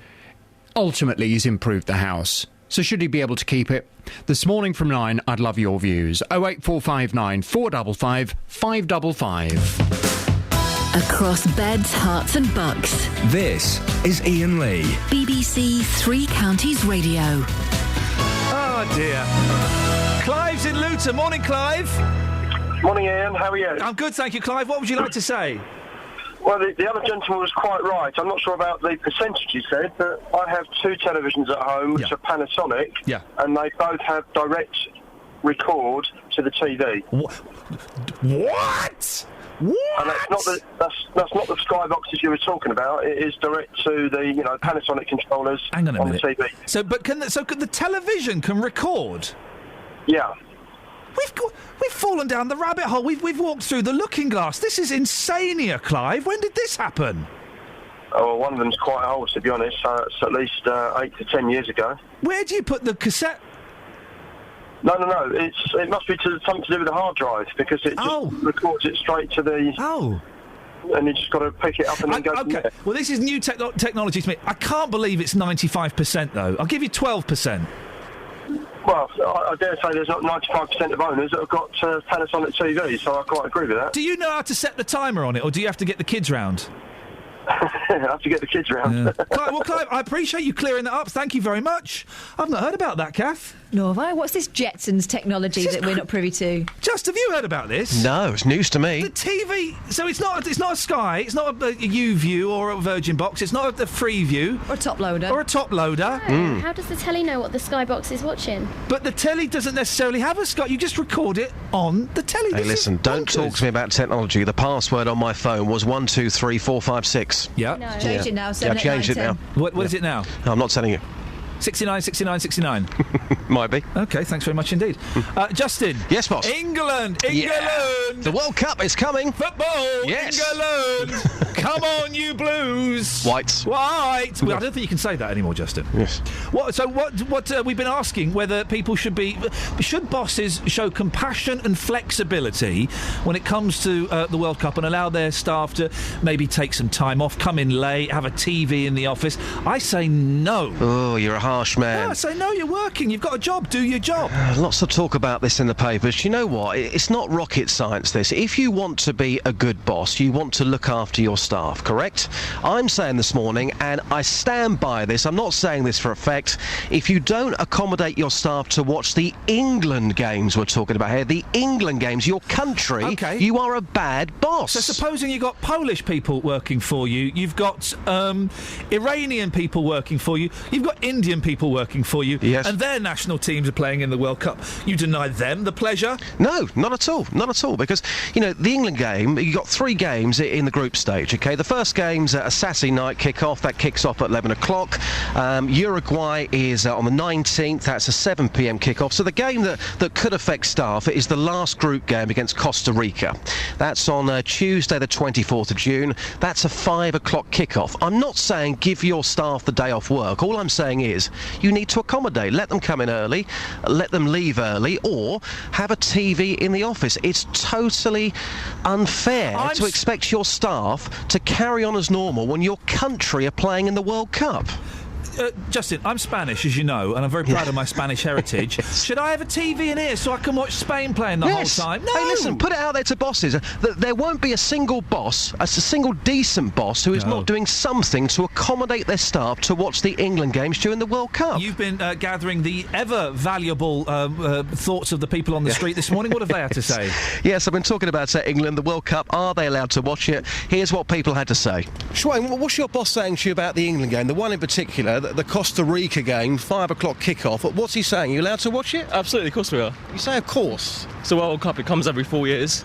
So, no, we're going to have to watch it, aren't we? I was going to have to change jobs. So that conversation's already happened. He's saying, what, you coming to work early that day? Or? No, just have to make up for it on another day if need be. But, it's a World Cup. It's a huge thing, isn't it? I'm saying to Iain that if you don't accommodate your staff during a World Cup, you're a bad boss. That's it. I think you're going to go along with that, aren't you? Yeah, absolutely, yeah. So, Glenn, the World Cup, you've been told no flags on the vans. Yeah, that's right. Not allowed flags on the vans. Could offend customers. Doesn't look very professional. Hang on a minute. Could offend customers? It could offend customers, yeah. There's certain minorities around Luton that don't appreciate flags, especially the St George's flag. Wow, that's interesting. What about the games themselves? There are 3 games coming up. I think the Costa Rica game will affect most staff. That's a 5 o'clock kick-off in the afternoon. Are you allowed to watch the game? I will be personally, yes. Yeah, I will be allowed. What's been your experience in the past of World Cups with previous bosses? Previous bosses used to let us finish early. As long as we got our work done, we were allowed to leave early, including the manager himself left early for the last World Cup, and we all got to enjoy the game. Everyone works hard, gets the job done. there's no reason why I shouldn't be allowed to go home early. And by your boss doing that, I'm sure that long term it made you work harder for him, almost respect him more because he was looking after you. Yeah, you could say that. I didn't like him very much, but it did help. It did help.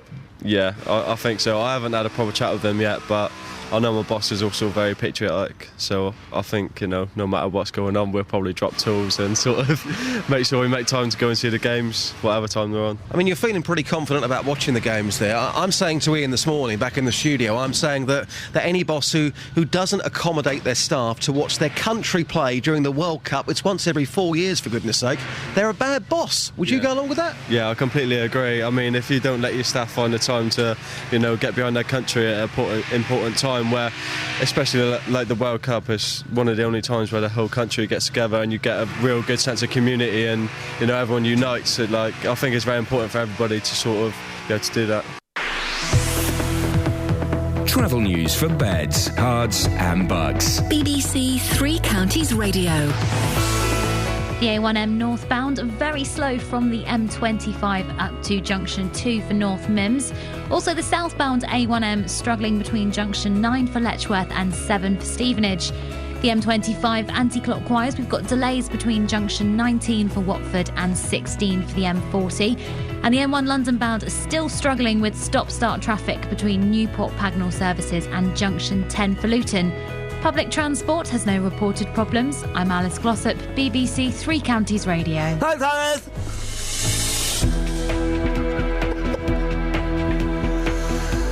It's 8:46. It's Monday, the 2nd of June. I'm Iain Lee. These are your headlines on BBC Three Counties Radio. Sorry, we were just playing a game to see who could keep their tongue out the longest, weren't we, Kels? Who lost? I did lose. I did. I thought you were doing under the table. I think she'd given up hope. What's your beef? I'm not coming out till you put those away. It got really dry, didn't it? It gets very dry. I didn't expect that. I didn't expect that at all. What a fascinating little bit of science there. These are your headlines. Hertfordshire's police commissioner says a new campaign to attract volunteers is not policing on the cheap. The scheme coincides with National Volunteers Week. The county's police federation has given a cautious welcome. The owner of a controversial home in Barton in Bedfordshire denies he's got away with it after winning his appeal against refusal of planning permission. And in sport, England's footballers have arrived in Miami ahead of their 2 World Cup warm-up matches this week. They left Luton Airport yesterday afternoon. Coming up, we'll take your calls for the last few minutes of the show. 08459 455 555. Let's get the weather. Here's Kate. Beds, Herts and Bucks weather. BBC Three Counties Radio. Good morning. It is a rather cloudy start to the new working week. We've had a band of rain move through. We've got some brightness now, actually. You can see blue sky behind the cloud, but cloud's not very far away. It's going to fill in quite quickly as we head through the morning. We could see some showers develop, some fairly heavy ones through the afternoon. The air's quite humid though. It's from the southwest, but it is moist. The maximum temperature getting up to a warm 19 Celsius later on today. Sun sets at around 9 minutes past 21. When it does, we're going to hang on to the cloud overnight tonight. Also, 1 or 2 spots of rain overnight too. Perhaps some mist developing, particularly over higher ground. Minimum temperature down to 12 Celsius, 54 degrees in Fahrenheit. Tomorrow, similar sort of day, but we should see a little more in the way of sunshine, but in turn that's going to spark off some more heavy showers, particularly tomorrow afternoon. Maximum temperature though 18 Celsius, 64 degrees in Fahrenheit. Kate? Yeah? How long can you keep your tongue out for? Oh, ages. Excellent. I haven't put it in my mouth all morning. Oh dear. There's an image. Every weekday morning. My show's called The JVS Show, 9 o'clock in the morning on BBC Three Counties Radio. Jonathan Vernon Smith. I deal with the consumer problems that affect people all over Beds, Herts and Bucks. And I said, well, I didn't come all this way to be looking at a broken down hotel. Those companies, those councils, those organisations that are letting people down. This guy turned around and said to me that they're not prepared to pay me, and I said, so you're forcing me to take action. And he said, good luck, and put the phone down on me. I get my teeth into them. Oh, Jonathan, I'll start crying soon. We don't know what to do. Deal with them and hopefully get results for you, the consumers. And it got so convoluted. Solve your problem. There's only one person who can sort this out. The JVS Show on BBC Three Counties Radio. Kath, you look a bit sad. What's going on? Well, let's just rerun the fun. Well, not literally, in the last 10 minutes. Yeah. You both bullied me by having your tongues out. Well, hang on a second. I take exception to that word, tongues. You could have joined in. No. Where was the bullying? Kelly said, how long can you keep your tongue out for? That's anyway, a challenge. You were both doing it in my general direction. I was My favourite bit pinioned. was the noise. It gets really dry really quickly. I wonder if it would just shrivel up and snap. Well, I was hoping that was going to happen, and then you start talking about football chants, and let's have a football chant after you know the Christmas time. La la la la. It's still a sore point. Do you know how I can tell you're properly upset and annoyed with us? You're not looking. That's the first time you looked at me. At you. I'm so furious. You're looking ahead at the screen. You're doing a Matt Lockwood where he's actually reading a script. You can't look at us out of fury. I'm trying to control my rage. Football time. Da da da da da. It's football time. Da da da da da. It's football time. Da da da. We should probably put the word England in there as well. England! Yeah. Excellent stuff indeed. Glenn's in Leighton Buzzard. Morning, Glenn. Morning, Ian. Oh, that's a very deep voice, Glenn. What can you do? What would you like to say to us this morning? When you were talking about remote controls, what can you do? Yes. Most TV manufacturers made a remote control that was multifunction. So if you had the same brand video recorder or DVD player, you could use the record functions. That's what they were. They were always at the bottom of the remote control. Right, I've got a really nice TV, and when I bought it, it cost me a blooming fortune, right? Yeah. It has not got a record button on it. No, I mean, there are TVs now that do have a little hard drive in there and a menu, so you can just set your TV like you can set your Skybox. All right, Glenn, stay there. Bob in Welling, are you called in to back this up? Yes, because I've got the Panasonic TV and recorder, and the TV controller allows you to control the recorder. There's nothing in the TV. Oh, okay. Because it's 4 or 5 years old. Yeah. That you can record onto. But the link, the Panalink or whatever it's called, allows the TV controller to control the Panasonic recorder. So, Glenn and Bob, what you're basically phoning in to say is that I'm wrong and Dave Luton is right. Well, your TV might be new. Your TV might be newer than mine. No, all I can say is that mine has that button to control the recorder on the TV controller. Bob, Glenn, I'm saying thank you, but inside I'm cursing and I'm crying a little bit as well. Very rarely that Dave Luton gets one over on me. Today, he got one over on me. Last 10 minutes of the show, give us a call. I am surprised by Dealey's attitude, a man I begrudgingly respect. But he genuinely thinks you should have time off from work whilst you're watching the World Cup. Hang on a second, that guy's nearly 40. When you're working, you have responsibilities. You have responsibilities to your employer, to the company, to your colleagues, to society, to be a productive member of that team. So then to expect your boss to say, I tell you what, there's an England game on tonight. Well, yeah, come in. Instead of coming in at 9, you can all come in at midday. Or, do you know what, guys? We're going to get... I'm going to get a flat screen TV. We're going to put it in the office. I'll get a few cans of Stella in, maybe some buds, some crisps, and we'll... No, you've got a job. You've got a job. You should be doing it. That makes perfect sense, doesn't it? 08459 455 555. Earlier on in the show as well, I threw out the comment. You'll never find a boss called Adrian. Adam's in Hemel. Morning, Adam. Morning, Ian. How are you? I'm good, thank you. I'm right on this as well, aren't I? No, you're not. My mum's manager is called Adrian. Now, we say manager, Adam. What kind of industry is he in? It's a supermarket, and I believe he's the store manager. Oh, flippin' heck. So he's actually the boss, isn't he? Yeah, he's the big boss. Is it? Okay, all right, fair play. He's called Adrian. Is he any good? I don't know. You see, that's the question, isn't it? Adrian is not... There are some names. Adam. Boom! Adam. Yeah. The first man. That's a powerful, strong name. Adrian. You know, it's a bit... Oh, I'm called Adrian. Do you want a sandwich? Yeah, but also, that guy said that that's because they call your name in order, alphabetical order. Yeah. And they do it by your last name, not your first name. Adam, you've picked me up on what should have been a basic point. I appreciate that. Thank you very much indeed. You're right. Kath, you said something in my ear then, which was inappropriate. What did you say? What, that you weren't having a very good day? Yeah, you said, like, you're not having a good day, my friend. My friend. I can't help enjoying this moment.